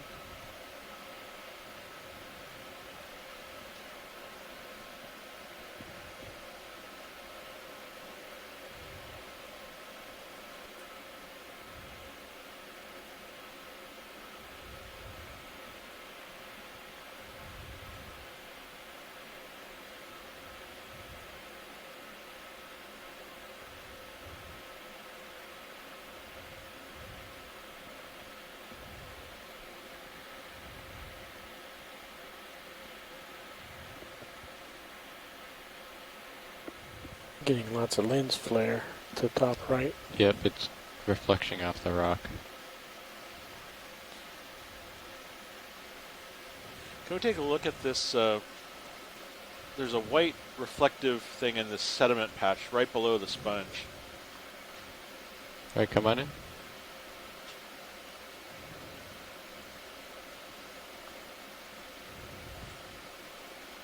Oh, okay. It's probably... Well, as long as we're looking at this, we might as well look at the sponge. This is, I think, in the genus Sphaeria. Yeah. This is a glass sponge, and they often take on very ornate shapes. Oh, we've got a little shrimp living on the surface of it. These are important as habitats for a lot of animals, shrimps, brittle stars, and whatnot. They're very commonly encountered at this depth. And you can see the bottom looks like it's apparently died, but the upper half still seems to be alive. Great, we can move on. Alright, going out. Thank you. I think the tether is above you here. Oh yeah, it is. So the current's shifting, so it's okay.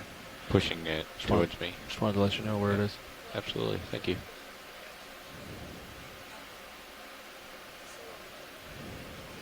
Yeah, we gotta be careful that it doesn't catch a swing arm or my brow. So that's what I was thinking. Yeah.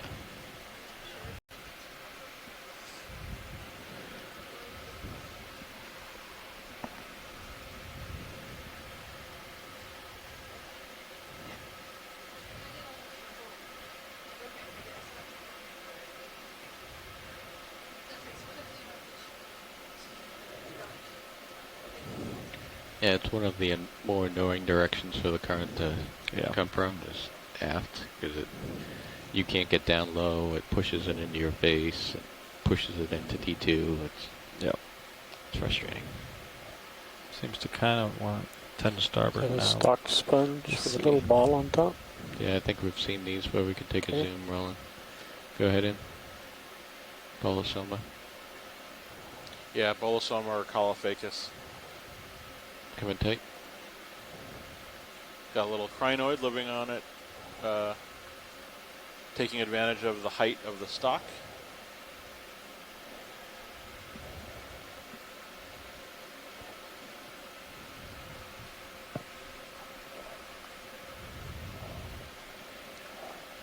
We're good when video is good.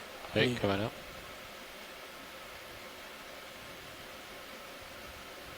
There are a lot of these bamboos. Yeah.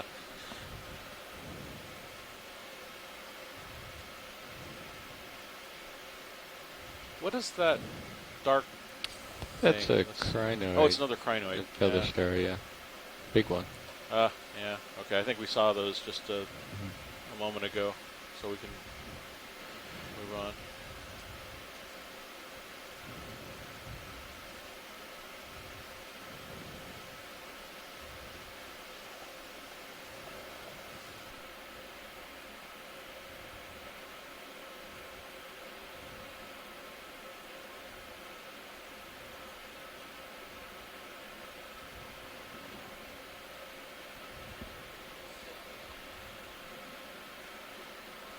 Have you seen that black coral at the bottom? It's got something There's a pink on whip it. coral to the left. There's an orange blob on it. Let's see if that's anything unusual. What were you looking at, I'm Chris? sorry, on the right, there's On a the right. big, sort of, not a whip, but a branching bamboo. I'm sorry, it's to the left now. The one center. Yeah, it's a branching structure. Yeah, that to the left of the lasers. Come on in. Yeah, sorry, and there's a... Okay, so we have a little sea anemone living on this bamboo coral.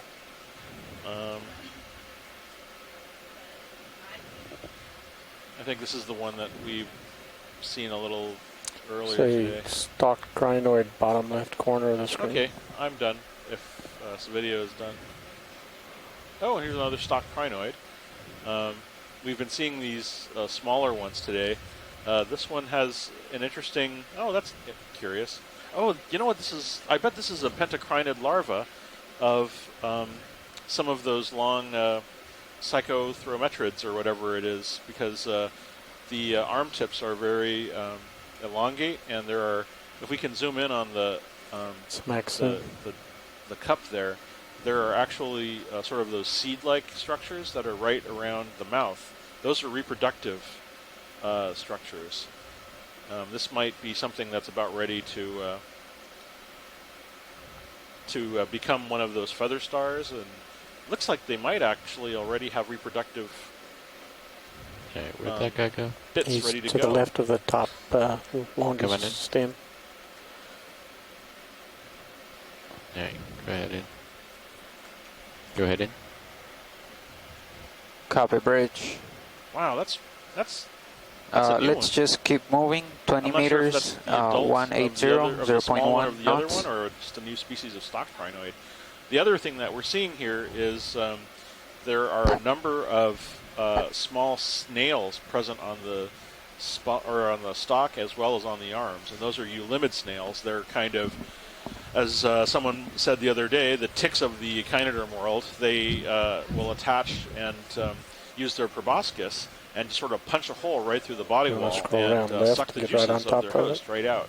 So a lot going on that little crinoid. Neat.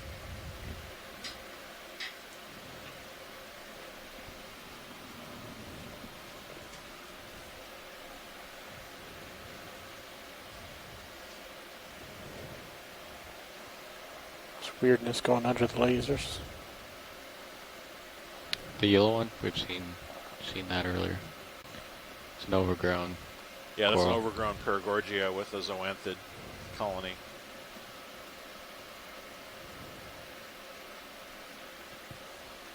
A brutal fight for space on the Octa Coralium universe.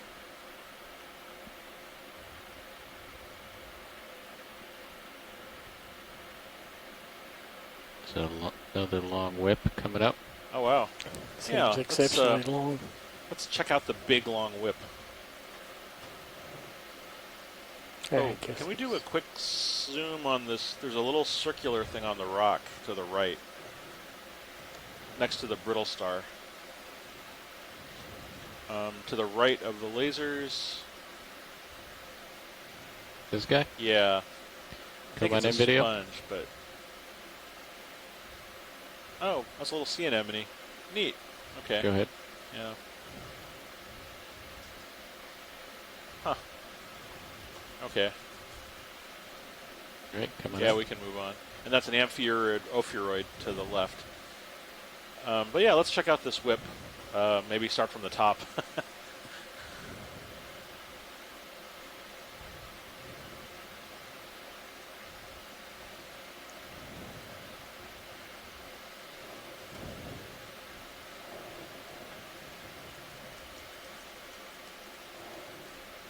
Yeah, go ahead and roll.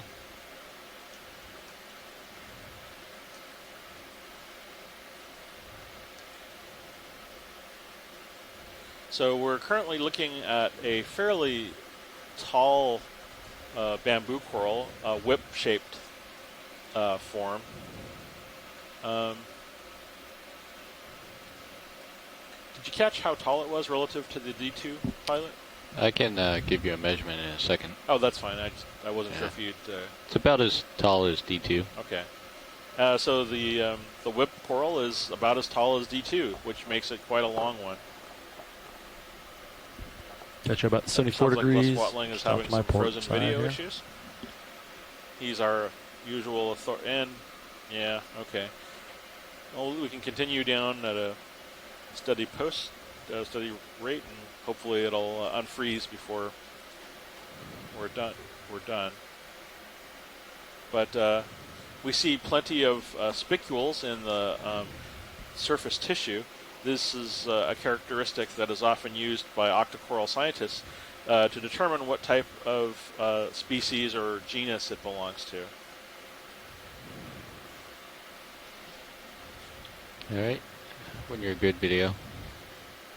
And then, are we able to get a shot of the base as well? Absolutely. Yeah, thank you.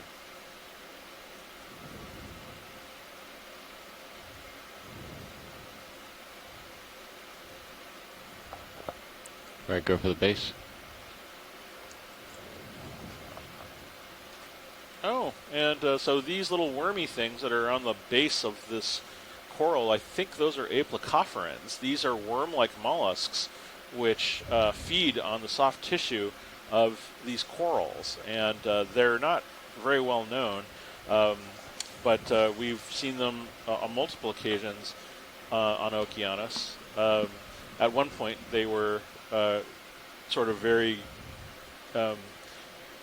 significant in molluscan evolution. I'm not sure how they rate these days. All right, let's come on out. Great. Gotta Thank move you. along. There's a little orange spot on that whip coral to the left. Can we take a look at that? All right, come on in, roll. Squat lobster. Ah, it's a squat lobster. Okay, we can move on. Several on that guy. Yeah. Oh, different types.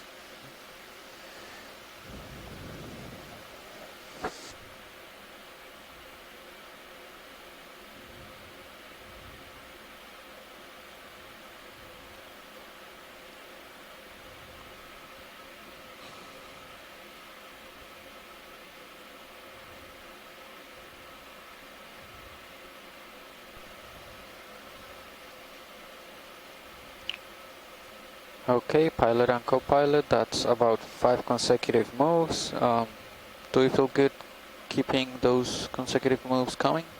Yes. I do. Yeah. Okay. It's a good pace. How are we doing on pace? Let me calculate it. 1 second.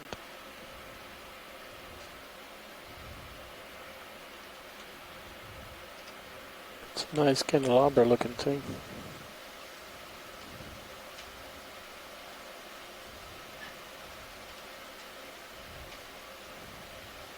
Yeah, we're Let's head pretty over much to the, there's a big vase keeping it at over to the left, 0.075.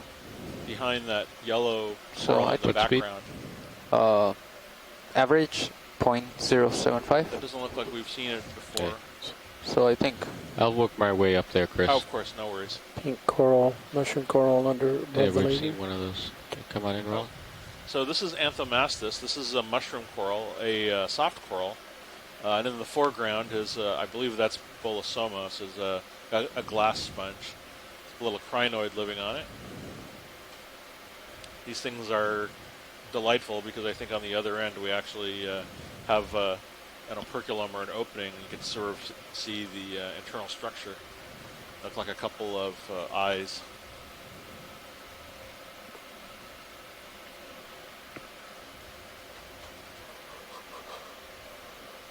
So Les Watling tells us that the tall Got some bamboo growths coral in we the just bottom. looked at Snails, I is think. B-clade, or another I4 clade bamboo, Come on in, so Roland. essentially yet another undescribed species of bamboo coral. Oh, and this one has some interesting snails living on it, on the surface. Got you at 80 degrees.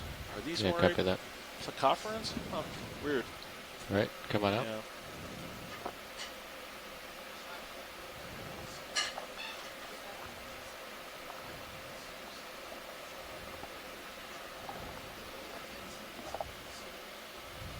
Yeah, I think we were on our way to seeing this interesting glass sponge in the background, which looks different from the others that we've seen. Okay, I'm there. This looks like the Regadrella that we imaged maybe when you were in the live interaction. Okay. Come on in, video. But the yellow bamboo, is that overgrown? Yeah, it's overgrown, isn't it? That's Regadrella? Yeah, it's a euplectellid vase for sure. That's some weirdity about it. Come in tight. Yeah, it's kind of a weird external morphology. Maybe it's very, very old, but yeah, this is, well, it's in the subfamily Corbitellinae for sure, euplectellid vase.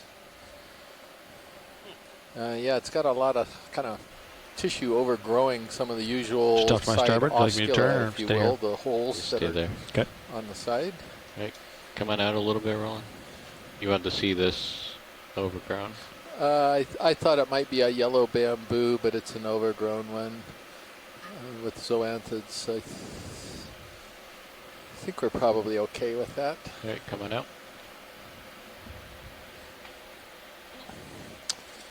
Laptop's locked up again. My laptop doesn't like me going to lunch. Speaking of which, have you eaten, Chris? Oh, yeah. Haven't given that much thought. It's a pretty good lunch, Yeah. so you might start thinking about it. We saw a very interesting stock crinoid that had those really tapering arm tips that the psychometras or whatever have, as well as a whole bunch of eulimids. It almost looked like a pentacrinid larva, but yeah, no, it was really unusual. Coming up with you. Huh. Is Are anything these else? loose? Oh, yeah, these might be Coming loose. in video. They're a little small. Any of those look like that guy and the one right there might be loose. That's pretty small. That looks a Those bit are pretty like crust. small. Okay. Very Keep well. looking. I'll see you Yeah, we'll keep in looking. a few minutes. Thanks, Chris. Yeah, thank Let's you. snap in here. Is this a new coral? Yeah, what is all around it? I think it's just overgrown. It might have been a chrysis something or other, but I think it's got zoanthids. Does it or not? Yeah, I think it has zoanthids all over it. And there's a sponge right behind it, the Walteria sponge. All right, coming up.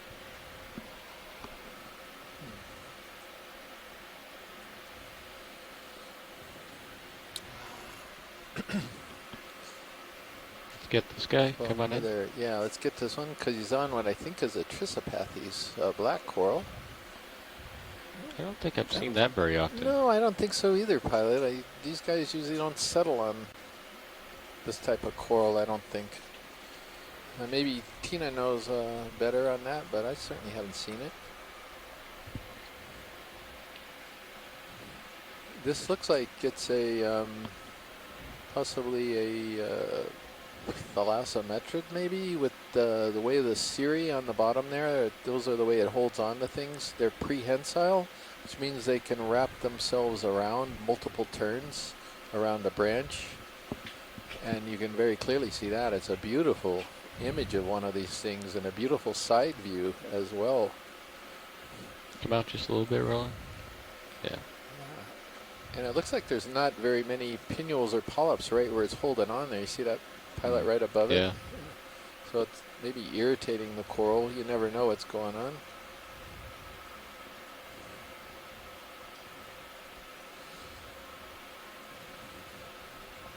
All right.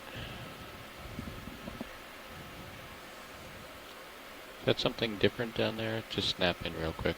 Where is it? Oh, it's just just a crinoid maybe. Yeah, a couple of crinoids. Yeah. All right, coming up.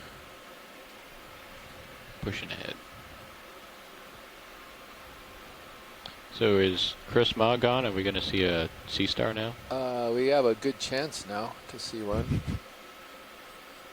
The reason we didn't see one earlier in the live interaction, he was still looking at the monitor, so he was still kind of physically present. Chris isn't here to defend himself, but we've noticed a relationship when he steps out. That's when his animals show up. How about any of these, Pilot? What do you think? Any of these? Rocks? Yeah. Maybe above lasers. A little bit straight up above the lasers a ways, up in that kind of sediment pocket. Yeah, the sediment pockets are always deceptive. Right. It looks like it's sitting on sand, but it's just cemented in. How about that one? Right, that one right there. How about next to it and over to the right now? That yeah, one we can see if that's loose. Definitely looks like that's the best prospect I think I've seen all day. All right, let's fire up hydraulics and hydraulics are up. Give it a poke and see if it's loose. Wouldn't surprise me if it's not. I think those other two might be loose, but those look like crust to me. Right. Yeah. This looks like it has a little more girth. I don't know. This might be a deception rock. Well, it's worth a poke. Yeah. We don't have one in the basket. Yikes. It's worth a poke. There, you have hydraulics up? Yeah, ready to go. All right.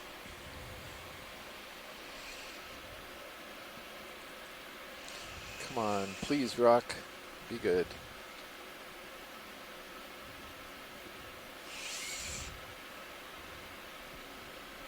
Nope. Nope. Looking Okay. pretty solid. Just give it one more. Not even sure those flat ones on the other side are. Yeah, but they're flat. I think they're just crust, though. It's a nice thought.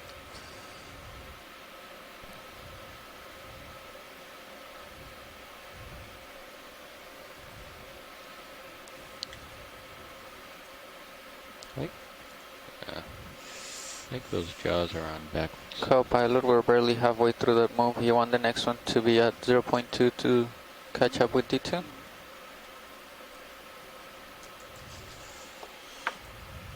Do you copy nav, co-pilot? You're talking about speeding up the next move? Yep. Yeah, I'm okay with it. Okay.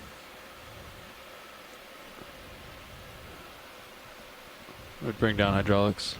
Copy. You can turn them off. Boy, getting our rock today is going to be a tough one. Unless we see some disturbed area further upslope.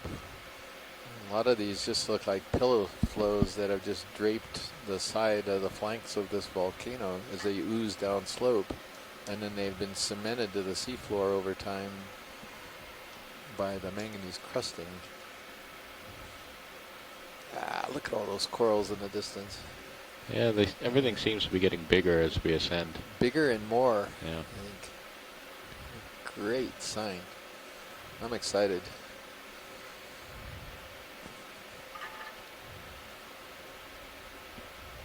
Another delayed reaction from the ROV camera.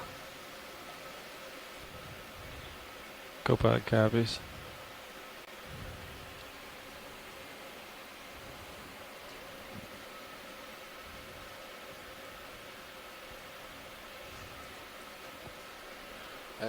Yeah, that's a Coralliid hemicorallium. I'm back in the log here. So my computer kind of crashed there and locked up for a moment. I needed to, I mean not mine, the one I'm borrowing from Kelly, thank goodness. I had to restart things.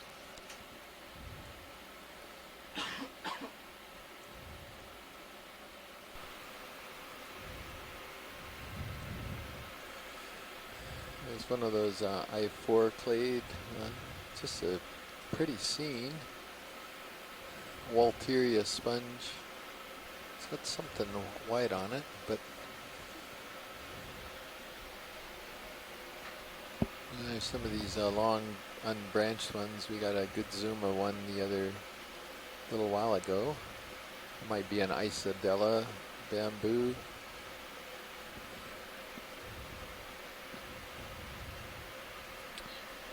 Good question. Let's see if could we zoom in on this sponge? There's something white on it. I don't know what we're looking at. Maybe Coffee bridge. Come on in.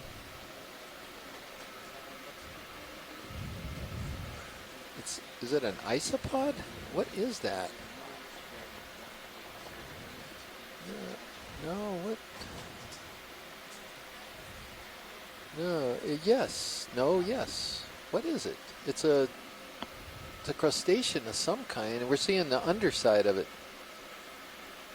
So it's facing the other way. It may be a isopod, and there might be more of them down here. That's weird. And he's trapped in there. How's one that big ever going to get out of that sponge? Maybe he doesn't want to, of course. I don't know if you could curl around the opposite side and get a headshot of them, but maybe they can go down a little bit and see what else. There's another one, I think.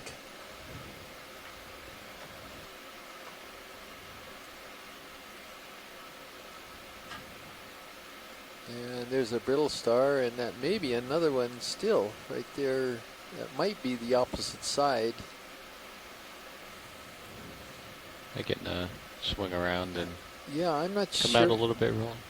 I'm not sure I've ever seen that before.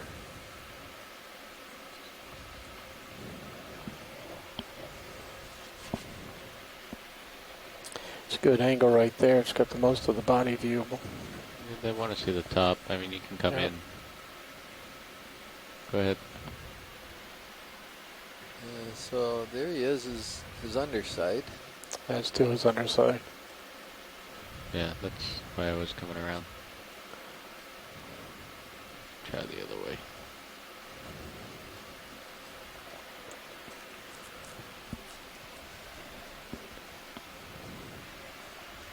So sometimes we get crustaceans and brittle stars entering sort of a closed vase type of a sponge like this at an early stage, and then they wind up getting stuck in there with no way out.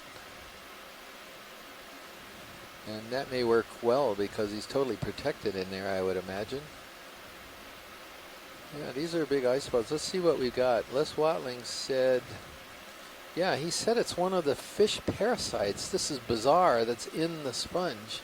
He said it's a Seamount.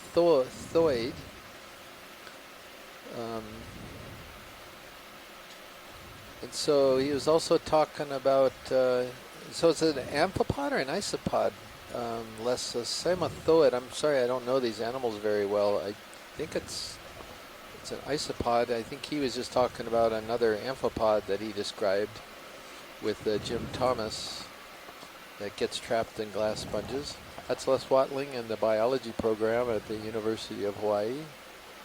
I think we're good, pilot, but that's a pretty cool observation when video is ready. Yeah, he says the Seamount is an isopod. All right, let's let him go.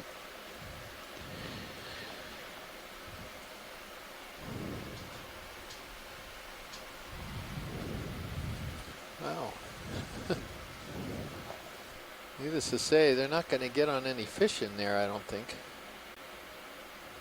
We were talking about this yesterday, is how these isopods may intercept fish. And they can swim normally, and then they just encounter a fish and they can latch on very quickly.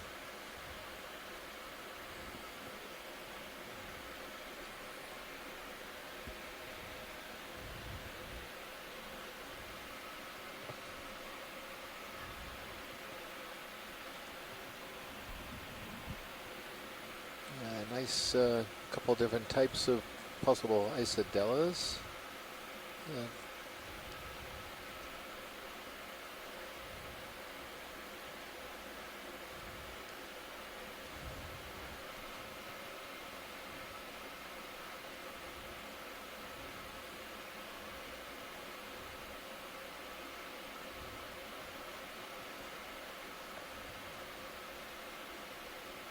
More of these bamboos overgrown with zoanthids. That's that sort of yellow tinge on the one that we imaged a little while ago. Anything loose up ahead, pilot, over to the left, or is it all cemented? I just keep looking a couple for round dots where of there's something. Looks pretty white. cemented, I guess. This isn't a rock pile. I guess it's a pile of pillow lavas. But Copy bridge. Yeah, not seeing anything. no.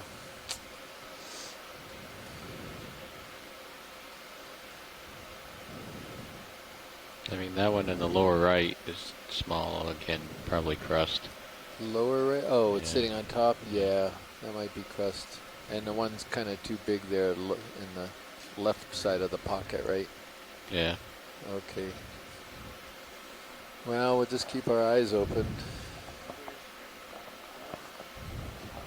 The one and only rock that we tried to grab, it was cemented solid. It was really the only candidate we'd seen all day.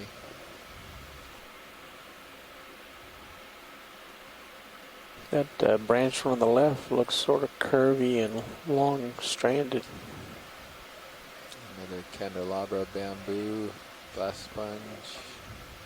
Stuffed my port pilot. Copy, I'm saddling right. 10-4. If you don't have, not looking at feed 3 right now, we're at 1945, 1,945 meters.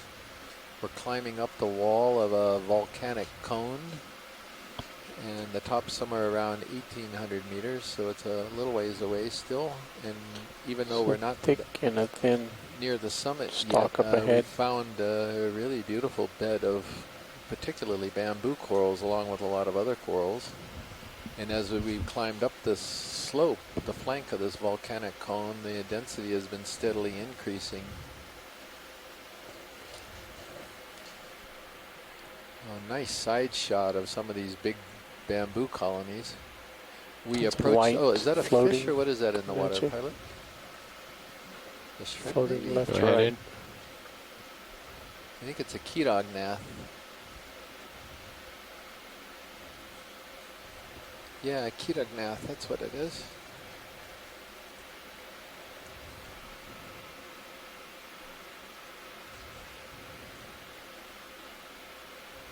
I guess it is. Yeah.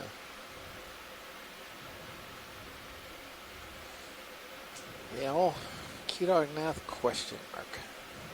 Thank you. Right. Thumb go.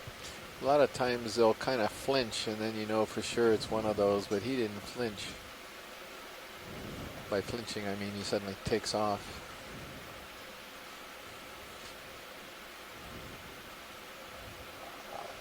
Yeah, he doesn't care. Yes, he doesn't care.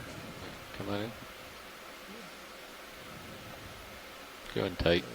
Yeah, look at him. You usually can see their eyes, or I'm not so sure it is a Ketognath. It's some type of a worm of some kind. Let's see what the chat has to say. Nemerdian, excuse me, Les Watling thinks it's a Nemerdian worm. Thank you. That's why I didn't take off. It's inside your That's lens. not at all what I thought Minimum it was. focus. Yeah, let's let him go. Thank you, pilot. Given Surrounded somebody who actually by, knows what we were looking at a chance to see. full wide. Surrounded by a lot of corals here. I just don't want to knock anything over. What was that? That was it was an Emerdian worm. Huh.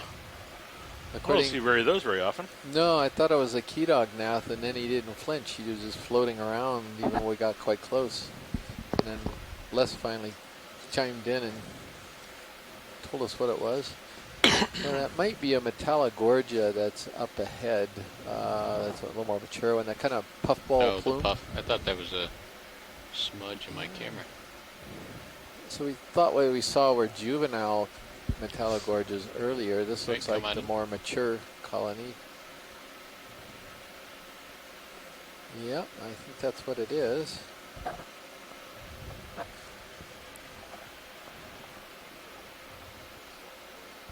So we're looking at a snake star, an ophiuroid related to the same general group of brittle stars that you're typically seeing. These are a little different because the skeleton in these animals has a layer of tissue around them that gives them added flexibility, and so they're able to coil quite tightly around the branches of these host corals. They do this in order to take advantage of presumably the water currents bringing food as it's proceeding through the branches of the coral. These can be very tightly wound around the host's animals, and they really don't come loose if you try to sort of release them or take them off of these corals, especially after, say, if you've had them as museum specimens. They don't uncoil. They're full screen. Kind of head only. very tightly for progress, associated nav. with these hosts. Well, then how does he feed if his Move the arms map are a little bit completely so I can see wound kind of up ahead. like that? It looks How does like he the get- arm Thanks. tips sort of flit around in the water currents, or maybe the water actually, We're going to or not the 1800. water, but the Laser mouth clear. perhaps Pretty close to picks food out as the Kill lasers. as the water blows Laser's by. coming it. off. I'm not sure. Laser's Sometimes off. I think they do extend their arms for at various times, Going full as we screen saw the other stand. day. So Go ahead. it's really strange. Tilt down.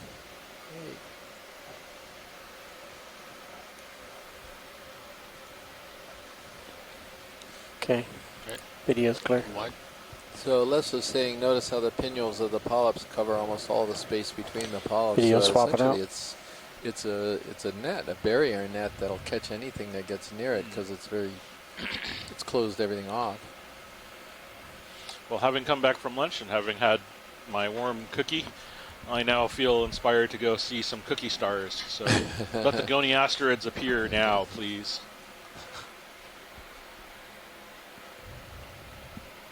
Unleash the plinth-aster.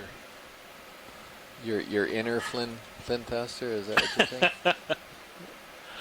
Oh yeah. And you see that pilot that Nicole had spotted a sea cucumber between the branches there below the lasers. Yep, I see it. We're just swapping okay, video got it, right thank now. you. All right, when you're good video, we can zoom in on the sea cucumber. Got a Copy bridge. Do you want this lasers is back on or different. leave This them off is a for different now? one than the one we saw previously. Yeah, this one is more Amperima-like, Right. or Oh, like an leave 'em off. Opidiid. It has little, well, they're not little, but they have very big legs, relatively speaking. We're kind of looking down on the animal, and we can see one of its feeding arms right around the mouth as it's proceeding to sort of pick up little tiny yummy oozy bits from the seep floor, and it'll pick those up in conjunction with all of the sediment and digest them in sort of a way similar to the manner that earthworms feed. And you can see the gut through the transparent body wall as the sediment gets processed down the upper intestine and then the lower intestine, where they're sort of cast out at the end. And these are important for deep sea ecology because they can change the microbial faunas of the sediments, as well as simply freeing up the soil for other burrowing organisms which live in the sediment. Great, thank you, pilot. Yep. Come on out, video, when you're ready. With lasers back on, Copilot. There's another Got lasers. Trissopathes black coral to the left. Pushing Got ahead. one earlier. So I didn't miss that earlier. How are we doing on time? We're doing pretty good. What's our average speed that we need to hit? 0.064. Oh wow. Somebody had changed the time at 50 meters to 13:59, Oh, that's not good. which kind of messed me up a little bit before, but yeah, we're on track. Yeah, plenty of time. Oh, is that for the water transects, maybe? Overgrown by Maybe. Zoanthids. Yeah. We've seen that Okay. a bunch of times, but we don't see any sea stars eating this. This would be a buffet for them, don't you think? Well, yeah, it would be, but I think as we've mentioned before, there tends to be sort of other extraneous factors that probably contribute to settlement.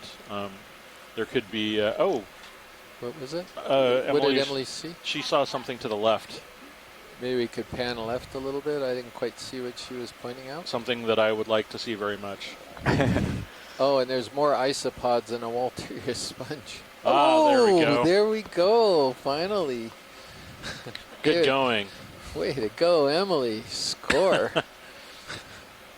We just haven't seen a lot of this, if hardly any of this on the cruise of this guy. Yeah, on Bamboos. well, I was going to say, I'd almost given up hope, but a lot of times there are limiting factors.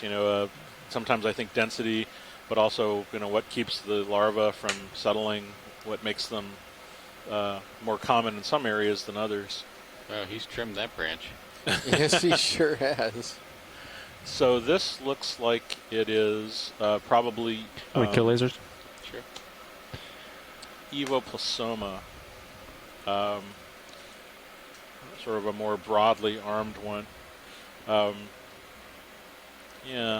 So this family of Goniaster, there's a family of sea stars, the Goniasteridae, and there's a subfamily known as the Hippasterinae. They all tend to have spines. They all have these large, heavily built-up skeletons, and almost every time you see a sea star feeding on a coral like this, it's probably either Hippasteria or Evoplasoma. There's certainly 2 or 3 other genera which are predators on coral, but these are the most numerous ones. And they literally will climb up with their tube feet. Sometimes the stalk of the coral is directly between the tube feet as they crawl up the individual tube foot grooves. But they're very efficient, and we've seen them devour the polyps inside primnoids even, just leaving behind the leftover sort of materials after they've eaten the insides, kind of like the way I just had my cookie. Anyway, but this one I think is probably Forcipifera. It looks like it's done quite an efficient job of cleaning off the animal from the bottom all the way to the top. It makes me wonder how old it is, because it's probably been around for quite a long time, and has spent, for all I know, it's spent the last year or so just devouring its way up to the top of this animal. Hard to say, but we've had evidence. There's other evidence that certain sea stars spend a year or longer just hanging out on a coral, eating its way through it. So, anyway, really nice. And I'd like to dwell here for 5 minutes, but I think we have to move on. So, is that Forcipiger? I forgot. FOR SIP. CIP. Sipifera. Yeah, Forcipifera. Forcipifera. Forcipifera. Okay, got it. I just forgot how to spell that, because I remember. Oh, I should have just put that into C-Scribe right now. It's already in, and it's gone already, right? Yeah. The ship's not moving though, Copilot, so. Okay, let's note that it was, he thinks it's eating a D2 clade. A while ago. Okay. Isidid coral, so yeah, thank you very much. Tina noted it's not a cookie star, more like a muffin star. Yeah. I can see all of this. This is all going to take off. We were joking about brownie stars the other day. Let's see. We could have cornbread stars. We could have all Strangely enough, There was a nickname for something like that once. I think we can pass by the space sponge pilot, unless there is an animal in it. Just do a flyby. Yeah. Well, we think we might have seen some of the shrimp that Mary was talking about. It was really difficult to see what was inside of it, but they look like weird shrimp. What's going on with that hole in the side of it? Took a chunk out of it. Something did. That's pretty strange. Or maybe a fish rubbed up on it or something. I don't know. Yeah, maybe. Kind of a funny cylindrical. It could be, again, one of my things, because I think there was actually a specimen you brought to the museum or sent to the museum that was inside one of the sponges that you had collected. And pilot, sorry. Oh, those are just opioids. Never mind. I was trying to see if we could find some more of those. Another observation of the isopod. Your lasers off. You want to turn back on, Fred? Sure. Let's do a partial I suppose, here. yeah, let's see if we could do a partial. There might be. Just get this. Yeah, that's the umbellapathes, the black coral. And then these guys are hanging out here. A bunch of them we've seen already. It looks like. See, this is always kind of interesting with a brittle star is inside, but he can drape his legs out.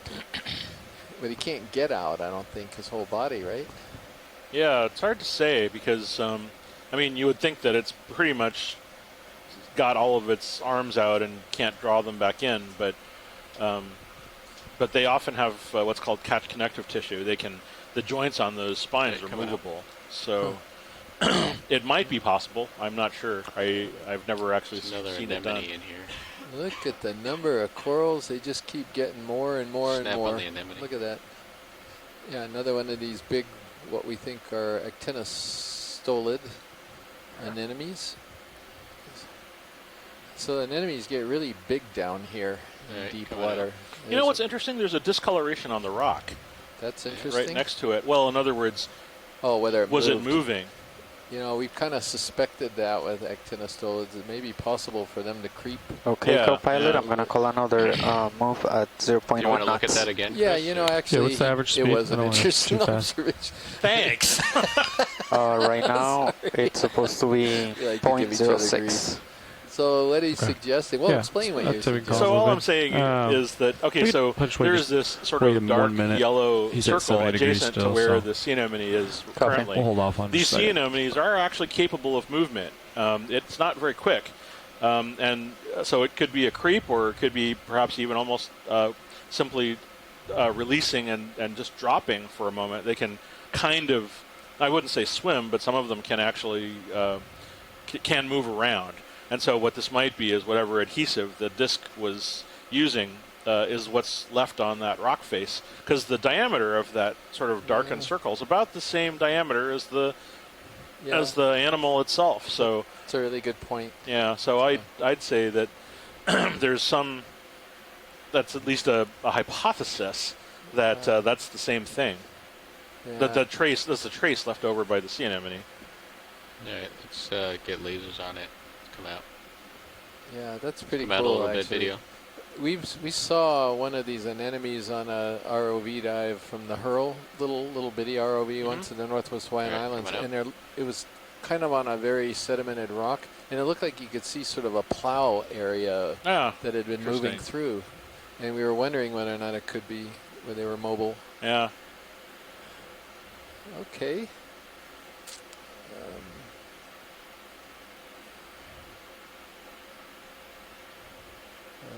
Look at these bamboo corals, Bamboo City.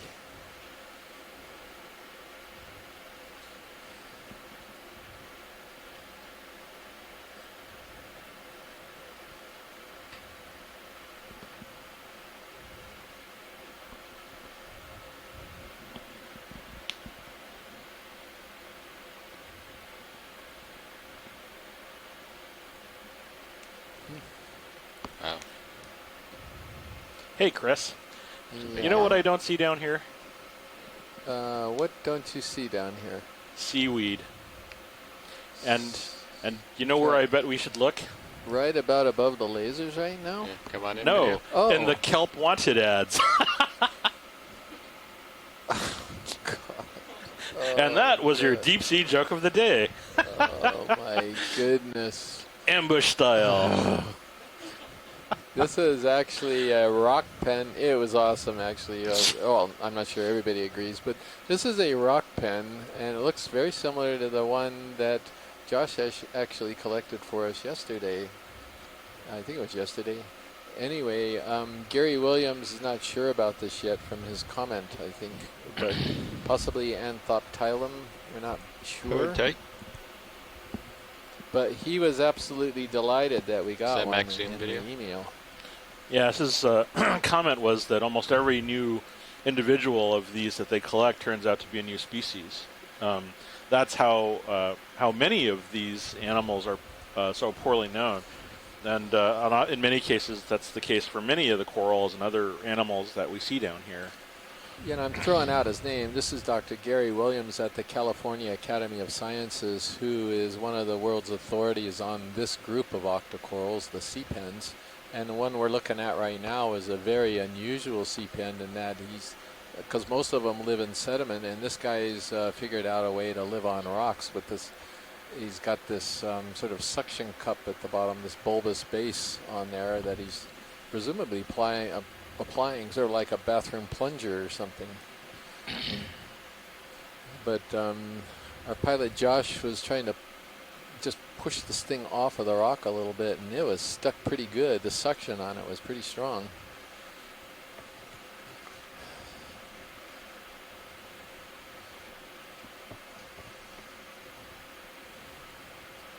Beautiful creatures. Alright, when you're good, video. It's also worth pointing out that these are related to all of those bamboo corals that we've been seeing. They all have 8 feeding arms around the mouth on each of those polyps, and that places all of them into the Octa Coralia. The 8 feeding arms have in turn little sort of crinoid swimming on the right. He was booking it. Wow. He was going pretty fast. Oh, yeah. There he goes. He's settled down. This is really cool if we can zoom in on this and watch it. Yeah. It's creepy. He looks like a deep sea monster. Look at him. Oh, come now. This is a War of the Worlds again right here. Look at this. Look, it's beautiful. It is, kind of. Don't see sponges swimming through the water with the greatest of ease. This is actually kind of cool because, crinoids, feather stars, I should say, the ancestors of these animals were stalked animals, and it's thought that sea urchins were actually predators on these and sort of encouraged this escape response because people thought that they might have been escaping from fish. But it makes no sense to escape into fish because if you jump up and swim, they just become fish food. But it does make sense if they're escaping from sea urchins because sea urchins can't swim. But the other one we saw had nice some eulimid snails on the arms as well. So that was some swimming feather star urchin or feather star action and parasite on the arm action as well.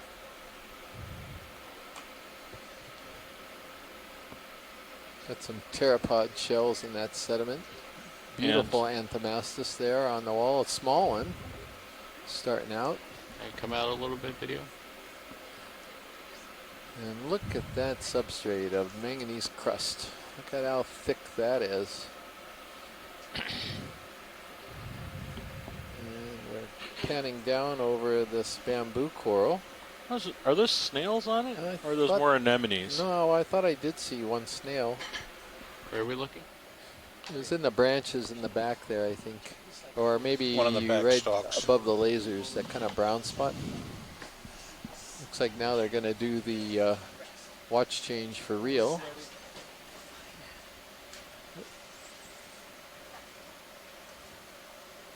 Come on in. Oh yeah, how interesting. Those are snails. What's going on with the what's going on with that sort of round thing? There's a brown bit and then there's a round pan, looks like a white pan. That's weird. Did you see that? Yeah, I saw it. I don't know what it is. There's one in the background.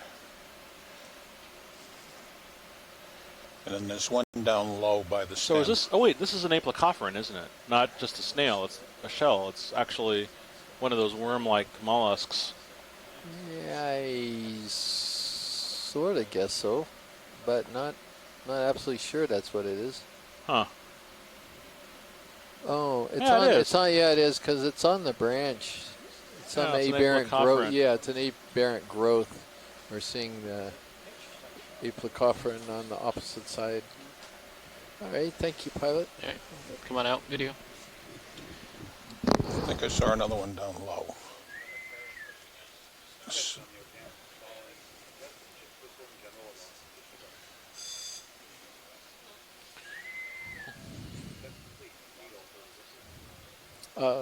It's a sea anemone. It was? Okay. Yeah. There's a Staropathes, a beautiful black coral above the lasers that we imaged earlier. They're pretty easy to spot these days now that Tina Molitsova has given us an idea of what to look for on them. They have secondary branching, unlike some of the Bathopathes. You know, that bamboo coral over to the right looks partially denuded. Maybe there's something... Yeah, they have zoanthids on them. Oh, it does? It's It's yeah, got zoanthids? we've been seeing that all day. Okie doke. Oh, stuff. We have stuff. Dave here. What would you like? We got it all. You're going to have to find something new, Dave. Okay. Right Pushing now, ahead. you're just seeing the leftovers from the other pilots. Oh, well, here's a... But wait, there's more. Along with your... Wow. Yeah. Bronco aplicophoran coralomatic. So I'll give you a couple of things that we're keeping an eye out for, Dave. Okay.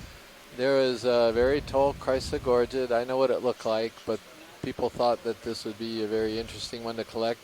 That would we saw it right in the beginning. It's not here. We saw it in the beginning of the dive. And is that the spiral types, or is it a little bit, no, a little bit different. But we figured we'd see more of them, and we didn't. Okay. And then, of course, sea stars. Of course, we do not have a rock yet, Dave, because I think you can tell why as you look across the seafloor. Cemented. Cemented. With rebar. Extra strength. Well, I'll let my co-pilot get settled in here. I've pushed ahead a little bit. Yeah, and who are all you people in the front row that are now sitting in front of us? Well, in a moment, I'll wait for my new navigator to get settled in, and then we'll do hi, how are ya? Okay. Beautiful yellow Staropathes, I think, down there to the lower left. Let's get a zoom, please, video. That's good. Hold that. Was it this one or the one further over? Chris, sorry, which one did you want? I'm sorry, I was trying to read the chat. That one. It's too many monitors to look at. Yeah, we're good on these. This is Staropathes for sure. Wide. Thank you. So we've had a shift change here. I'm Dave Wright, your pilot with the Global Foundation for Ocean Exploration. To my left, my navigator. John Kennison. To my right, my co-pilot. Andy Lister. And far right in video. Bob Knott. And we're all with the Global Foundation for Ocean Exploration, and we operate the ROVs aboard the Okeanos Explorer. And next time, Tara needs to have her headset on so she can make an introduction. But that's Tara Smithy and clipping. And, and who have I got next to me? You're familiar. I know you. You were in my stateroom, weren't you? And so this is Chris Kelly from the University of Honolulu, or Hawaii. We got a couple Chris's here. Chris Ma and Chris Kelly on the ladder. And I don't want to see any sponges anymore for the rest of the dive. Well, you know, we haven't seen that many. We haven't seen many, so you may get your wish. Oh. This has been the coral den here. That's true. It has actually. Co-pilot, move us. They're bored. Okay. New territory. Navigator, move us. Copy that. We've been going south. course 20 they, meter jumps. Quick Ready for one? credit I am to ready. Copy that. Nicola, We could Make make 30 meter if you'd like. Yeah, make it a 30-meter jump. There's Copy that. no point in toddling. Your motor, the AC just went red. Is that? See that? You know, normal? you could snap zoom this yellow coral right in front of us by the lasers. Video, Dave. let's zoom, please. Most of these have been covered with zoanthids, but there is a yellow color of bamboo. Is this it? Could we zoom closer on this? This may actually be the yellow form of bamboo. It is. Okay, wide, please, video. We've been I'll going get by close. these thinking that they were zoanthids. We zoomed them twice earlier on, and they turned out to have zoanthids on them. This is the real color of the coral. It's a yellow morph. Huh. Weird. That's a new one. Yeah, and Les, you're gonna have to refresh my memory as to when you get a close-up of this as to which one this is. I'm gonna try to go into the guide right now. Okay, video, we can zoom. This will be a floater here, so just track. That's good.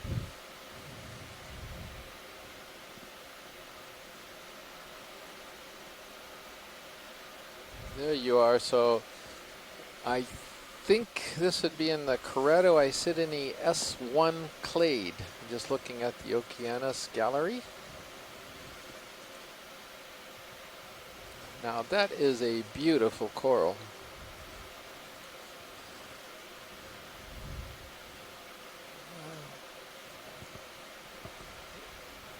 So I'm still seeing if Les is going to comment on this, but I'm going to go ahead and punch it in, and then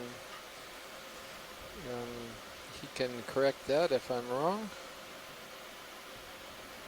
And he says this looks like the young version of one that was collected back in 2007, if I'm not mistaken.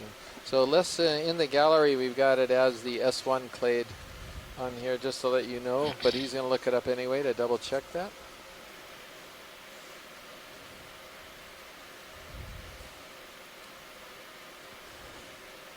And let's come wide, get the whole thing.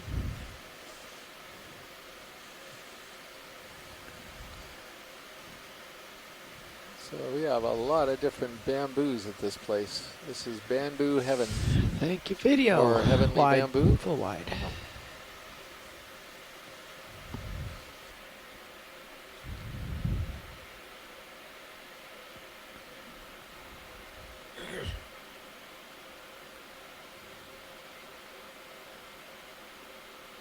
Snap zoom down there in the sand.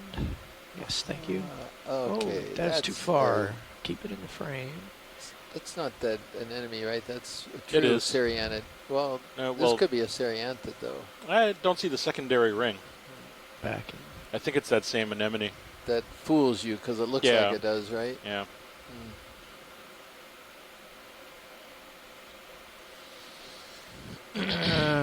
Do we need any more detail here?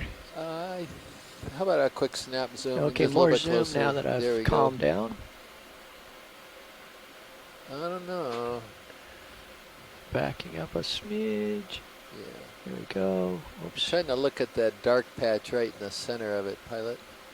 Yeah, I'm way high. That's what's the issue. okay. Here. I don't want to come down and I think squash Chris stuff. is right. I think this is Just an come wide, anemone. please. Yeah, I think we're good. Full wide.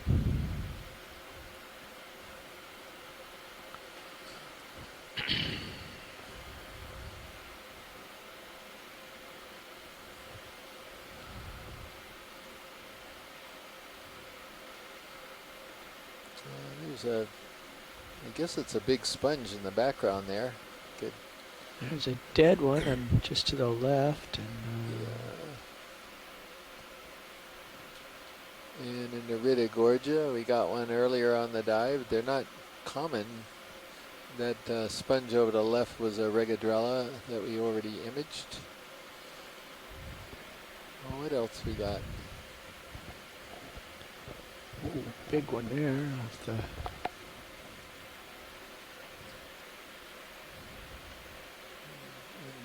There's another yellow one, another lyrate bamboo, so a variety of different bamboo corals here. A hemicorallium, which we got as well earlier. Now see, this is where I would think that we'd be seeing way more of these sea stars. Yeah. Which makes me wonder if there's just some other factor. Because there's food for them? Yeah, a lot of food.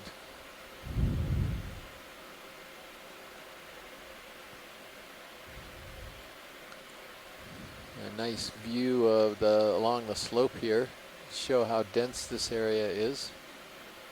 What is this feathery looking thing bottom center? That's a Walteria sponge. We're looking for ones that actually have things inside of them. That's empty. Okay. We saw one, Dave, that actually had big, huge fish parasites trapped inside, if that makes any sense at all. Ooh, and we got some really good image of them, these isopods. This is about an hour ago or so. Could the isopod possibly survive by grazing on the insides, or are they doomed? Well, they figured out some way to make a living because they ain't getting out of that sponge. Or at least I don't see how they would. Well, they probably weren't fish parasites then. They might have been the same family, but... good point. I mean, they're isopods occupy all sorts of ecological Let's niches. get another one going here.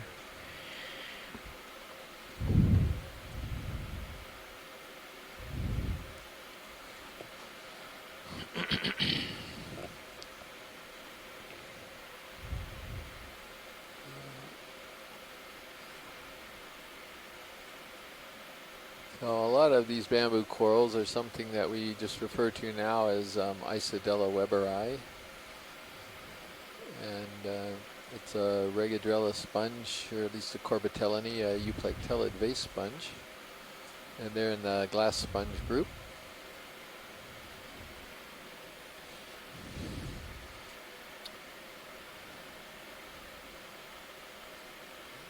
It's about as consolidated a substrate as we've come across on the whole cruise.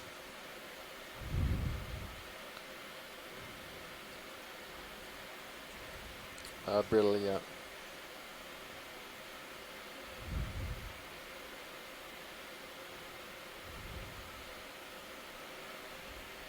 Hey Nav, what's our distance to destination? 420. So to maintain overgrown by 0.07. zoanthids. We saw that That's earlier. very doable. Okay.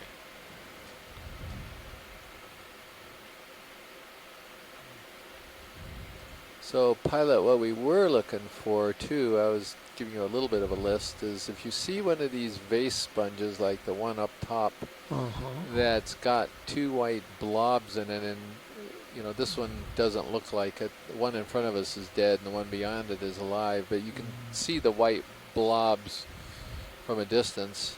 They may have these pair of shrimp inside that Mary Wickstein of Texas A&M is really interested in, and says that they just don't know what they are. Okay. And it would be a potential collection option. Alrighty.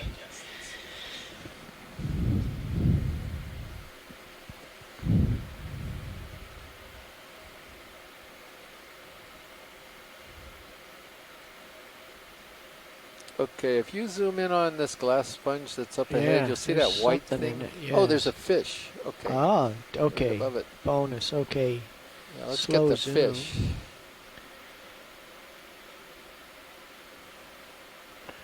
Let's hold that.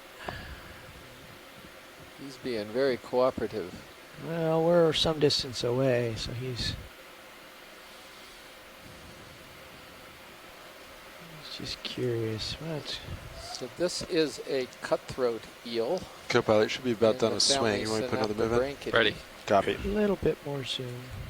And that's good. Thanks. I'm not exactly sure which one this is. I don't think the dorsal fin is Lasers far off. enough back to be Breva dorsalis, but I'm going to suggest Synaphobranchus.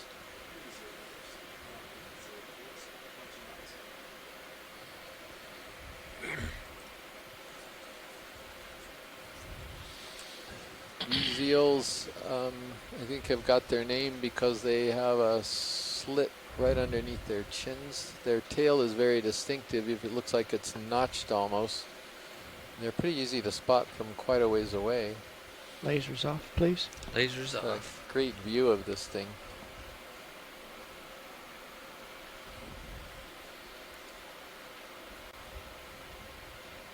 He's got white lateral line. Now that helps, because maybe that could put him in the Iliophid group.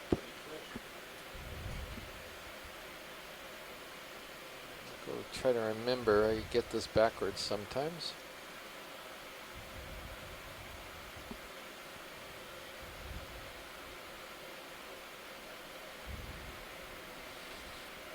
He's come into the bright part of our lights and we're giving him a headache here. So let's pull out slow, please, video. Yeah, so this could be an Iliophid, so thank you very much for that.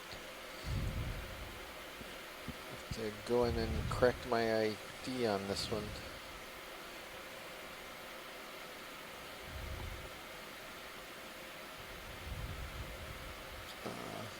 So we're looking at that white spot on the right here.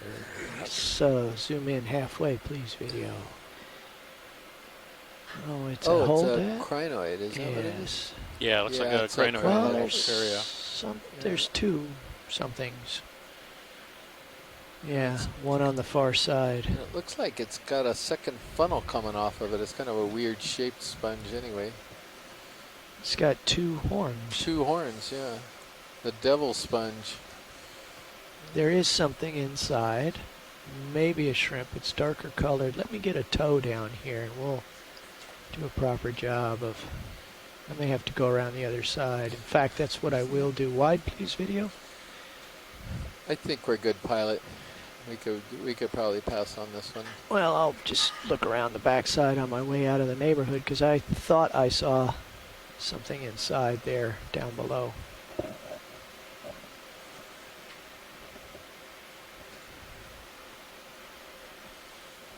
maybe it was just on the far side. Zoom again, please, video.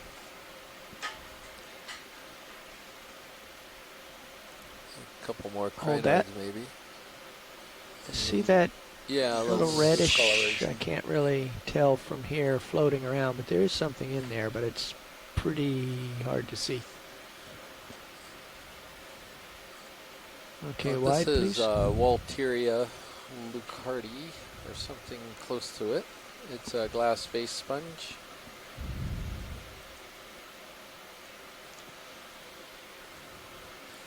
Tina Molotsova told me, and I should have known this, I suppose, that this sponge was named by Charles Schultz, who was many, many years ago, and I guess it wasn't really clear whether he named it after somebody or not. He probably did. Snap zoom. Hold that. Nope. It's just a brill Yep. star. Yeah, Wide. the isopods were really distinctive when we saw that. Okay. The shrimp that Mary was talking about was actually in a sort of a flaring face sponge that we saw earlier on.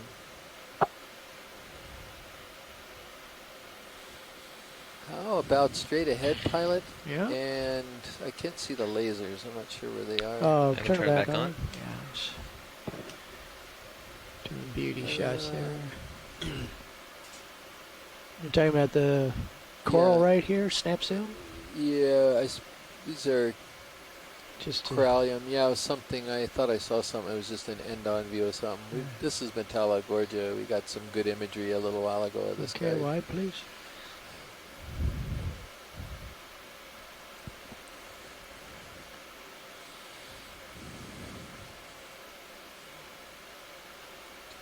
So Chris, would sea stars find this type of consolidated substrate attractive? Do they need, even if they're eating bamboo, do they need sedimented areas for any reason? Or? I've not seen any cases where that was a requirement, but typically they notice the sea star and what it's feeding on rather than sort of the adjoining sediment. So it might be, but that also looks at the adult. It's possible that sediment might be an important consideration for juveniles, for example. So there are a lot of adjacent environmental factors that probably Fish go soon. into it. Oh yeah, we got a fish. Okay.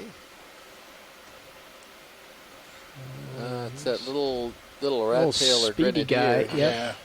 Yeah. I'm just gonna go to grenadier on him. Thank you for that. They're always in a hurry somewhere. Yeah, well, that was a good enough look to probably get us in the ballpark on him.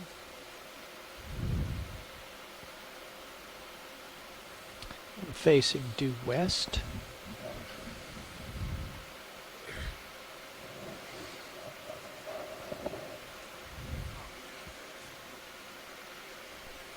Ready for another one.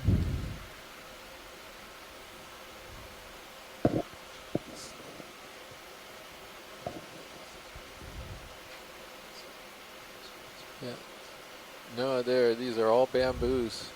We saw, we saw some Candidella primnoids earlier down below, and there may be some smaller ones that are mixed here. But almost every coral you're seeing here, well, are bamboos. That might be an exception straight ahead. This view is due south. So that's looking directly up the slope of this volcanic cone that we're on. Let's see here. No. That's a dead sponge, but it's worth a look. Okay. We haven't seen any live members of these. Soon, please. Yeah, so this is... Hold. This is in the family Furiidae. I'm not going to log it because it is dead. They become brown, filled with sediment and other things when they die, but they can still remain upright and looking almost the way they do when they're alive, except when they're alive they're white and translucent. So we have not seen a live one of those, so keep an eye out for it. Wide, please. Fish. There we go. This is a different guy. He's distant. Let me And he's move up got a little. a parasite on his head. Yep. Stand by video. All right, Nav, Maneuvering. whenever you're ready. Hold. Okay, I got a Copy that. I was going to wait one more minute. possible on this so we don't one. stack Look at on, that but nasty good. isopod on him. copy. So that is a grenadier, and it's in the family Macruridae, and that looked like to me Coryphaenoides. Things that you look for when you're trying to ID fish. Quickly there is filaments coming off of its pelvic fins, the size of the eye, size of the dorsal fin on it, and there, is that a sea star right here, Chris? To the left there? It's, No, I think that's a fish another down fish. low. That's a Soon, fish. please. Sure. Well, we can take a look. Oh, we have another fish. Okay, Yeah. here we go. Hold. Oh, this is different. Whoa, what is this? Okay. It's an ophidiid, or Okay, lasers off, please. Lasers off. oh, we haven't seen one like this for a long time. It looks vaguely familiar somehow. Yeah, oh, it's an ophidiid. It is an ophidiid. Yeah. Okay.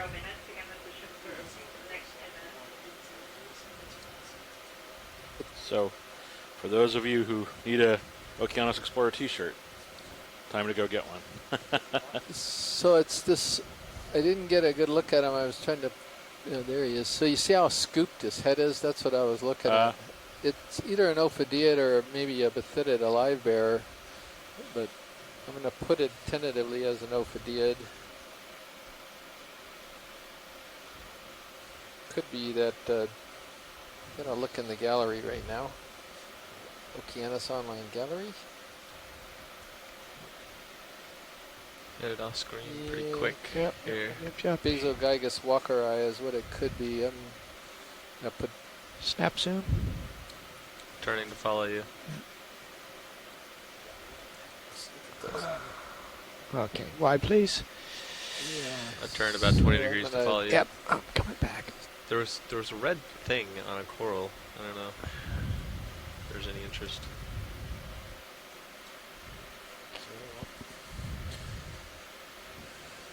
I am live back up at 180. Right off, okay, close together. And there's another one. There's another, yeah. And another one with a parasite, unless it's... No, it's not. It doesn't have a parasite, so it's another rat tail. Good grief. Okay, wide, Fishes please. are coming out of the pillow lavas. There's a red type of mound on the surface below that bamboo coral. I see it. Soon. I wonder if it's an anemone on the coral itself. Okay, hold that. Just get closer. No, I'm gonna get closer. I don't know. What is that? Inquiring minds want to know. Wow, that's a weird little thing, isn't it? Is this a octopus, a fit octopus or We'll something? get to know it better here in a moment. Don't know. It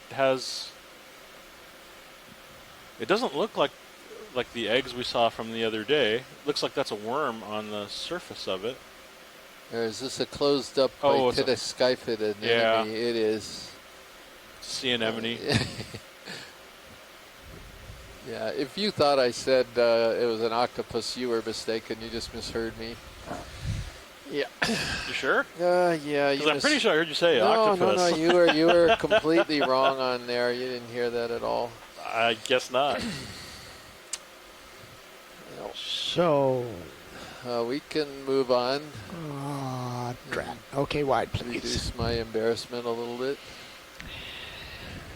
Running away from the scene of the misidentification. You'll get a starburst out of it later. Yeah, that was a spectacular misidentification, don't you think? Well, if you're going to mess it up, might as well do it right. Yeah, go big. Gives you an idea of the thicket of bamboo corals we have in front of us. Wow.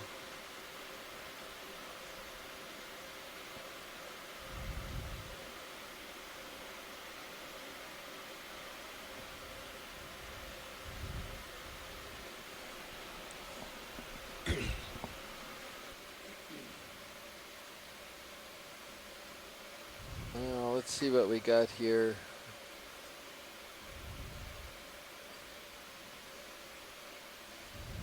Just checking the chat room there. That's an old dead Iridogorgia skeleton with some oofies on it, probably, right? Suppose we could take a look at a pilot and see what we got covering it. Hold that. Well, looks like some crinoids and some hydroids. Yeah. Among other things. What's the red thing? And there's a squat lobster, too.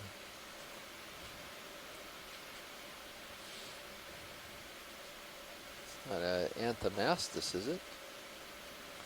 I thought I saw coral polyps on the bottom end of it. Yeah, I can't see it, actually. And smacks. Okay, that's all we got. It's got a couple of antennae. Some Could kind be of a crab. shrimp. Head on. That's that Galathioid long arm spiny. Oh, is it? Okay. Yeah, how about that? And a barnacle. And hydroids. All the way down. Yeah. Yeah, thanks, pilot, whenever Wide. video's ready.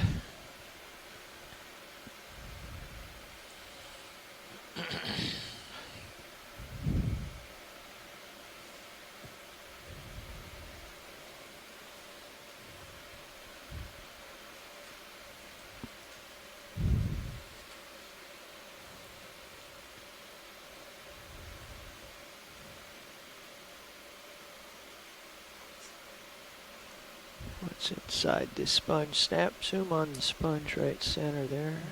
Is it inside it or outside? Oh, they're on the outside. Oh, wait, what's in there? That's not the one, That's but not the one. yeah, these are kind of the normal things that live inside these Walteria sponges. Okay.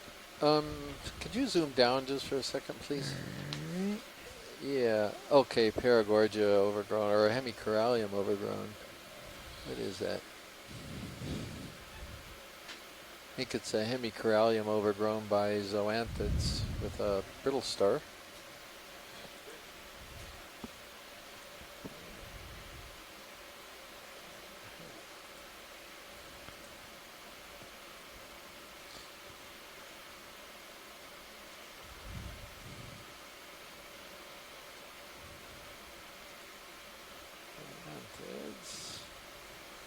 Alrighty.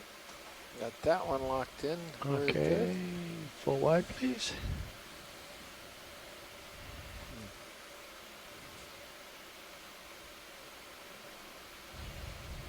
Oh, there we go, Dave. yes. That's what we're looking for. Yes. And I got a good spot to set down too. Yeah. So this, if it is these shrimp, this is a possible collection option. Okay. But the trick is how to get them. The shrimp is what you want, not the sponge. Well, I think it's going to be a package deal. It'll be a package deal, but if you can make sure once you pull the sponge off, they can't go out the hole. Right. Oh, it's not closed at the top? It's closed at the top, but where you grab it, presumably. So I got to grab it underneath and trap them. Pilot ship is that's stopped. the idea. Okay, thank you. Well, let's ask around. Maybe probably 3 everybody, minutes of swing. Do you want to maybe back 10 meters? What do we think here? This is I'm just going by a request by Dr. Mary Wickstein to get shrimp that are very, very rare. Whatever you feel, though, 5 to 10. We see them out here, but probably do 10. They're almost never collected. And you know, I'm going to throw this out to the group. I got a little excited there, but we'll zoom in on it to see if they're even the type of shrimp she's talking about. Certainly there's plenty of coral candidates as well here. Video, mostly let's bamboos. zoom, please. Are these ophies or are they shrimp? These are the shrimp. I can see them already. So this is what she was talking about. All right, alrighty. Do we have support for trying to get these shrimp via a piece of the sponge from the onshore? We don't have any biologics yet. In fact, we have no rocks either. And this sponge actually has got a commensal So, Dad, I think I heard we have all no over it collection as so well. far, right? This would be Everything's quite free. a package. Yeah, everything is free right now. Copy. No samples. Your hydraulics are spun up. Yeah, Andy, what I'm going to have to do here, because I'm towed in here, is I'm going to have to capture it, and then I'll come off and we'll get it in the box. Okay. Said these are Well, I will stand by to open and close quickly as soon as you are ready. A funny name for these shrimp. Video wide, please. Gee. And if you can get me set up Just for the here, I'll very do it. few species in the Are world you gonna wanna that put it in your ever port bio, collected probably? of these things. I think so. they belong Okay. in the genus Just gonna Spongicola. retract These guys are everything right kind of now. close to the top.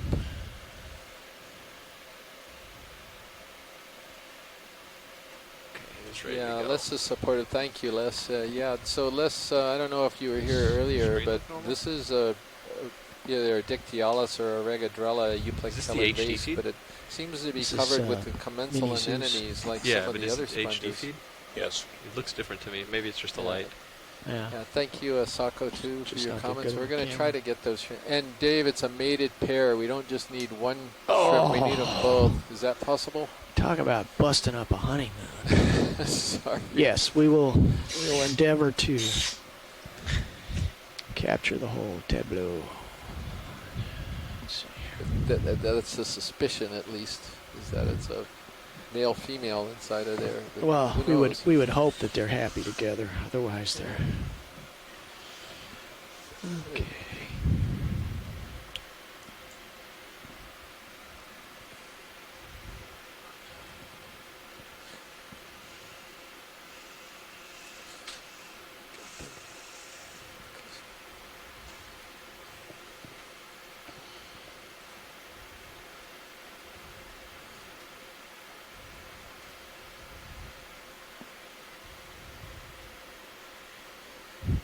That yellow bamboo's knocked over there up above.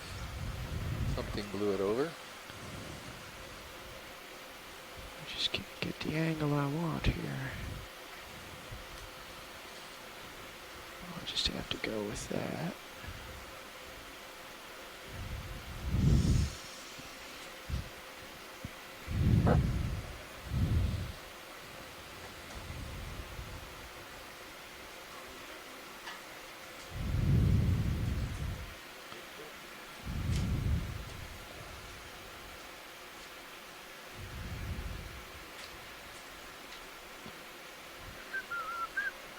Oh, he's starting to move down that shrimp a little bit.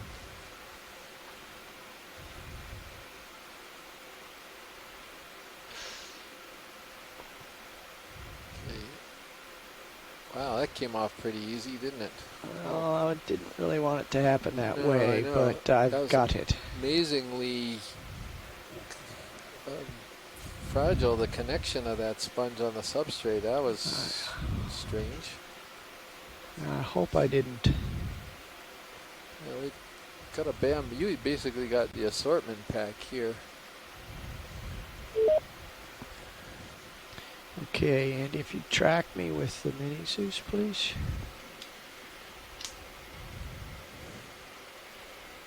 Hope I didn't squash the poor thing. You got at least one of them. I think they're both are okay. All right, just get over here. They're down at the bottom there, I think, trying to figure their way out of here. So.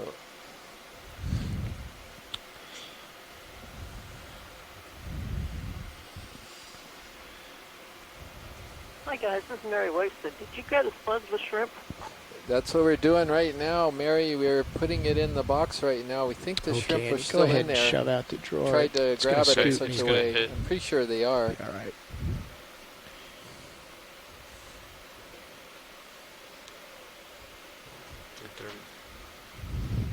Well, unless you tore that sponge in two, I don't know how they could get out. Yeah, that's it. He grabbed them below the pair of them. Okay, that's all we got. All right, track me again a little bit further here. So it's able to push itself out. Yeah.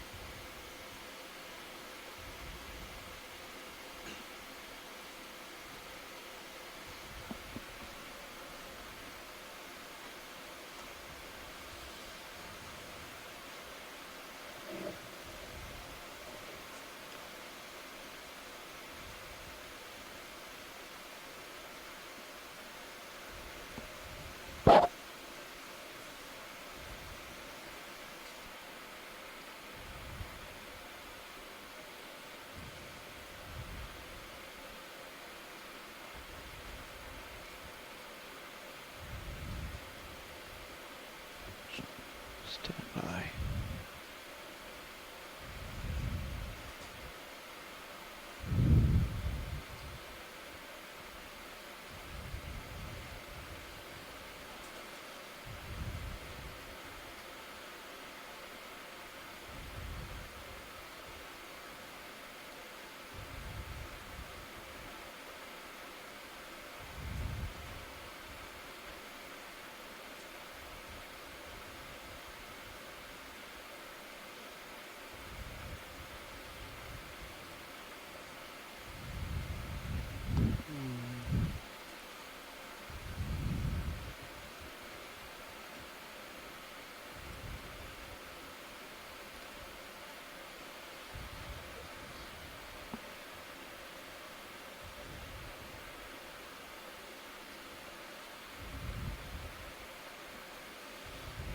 Just get a partial close of the drawer.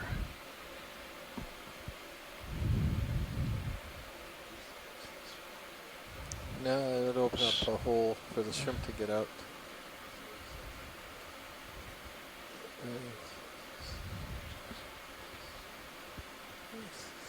You might be able to push it down.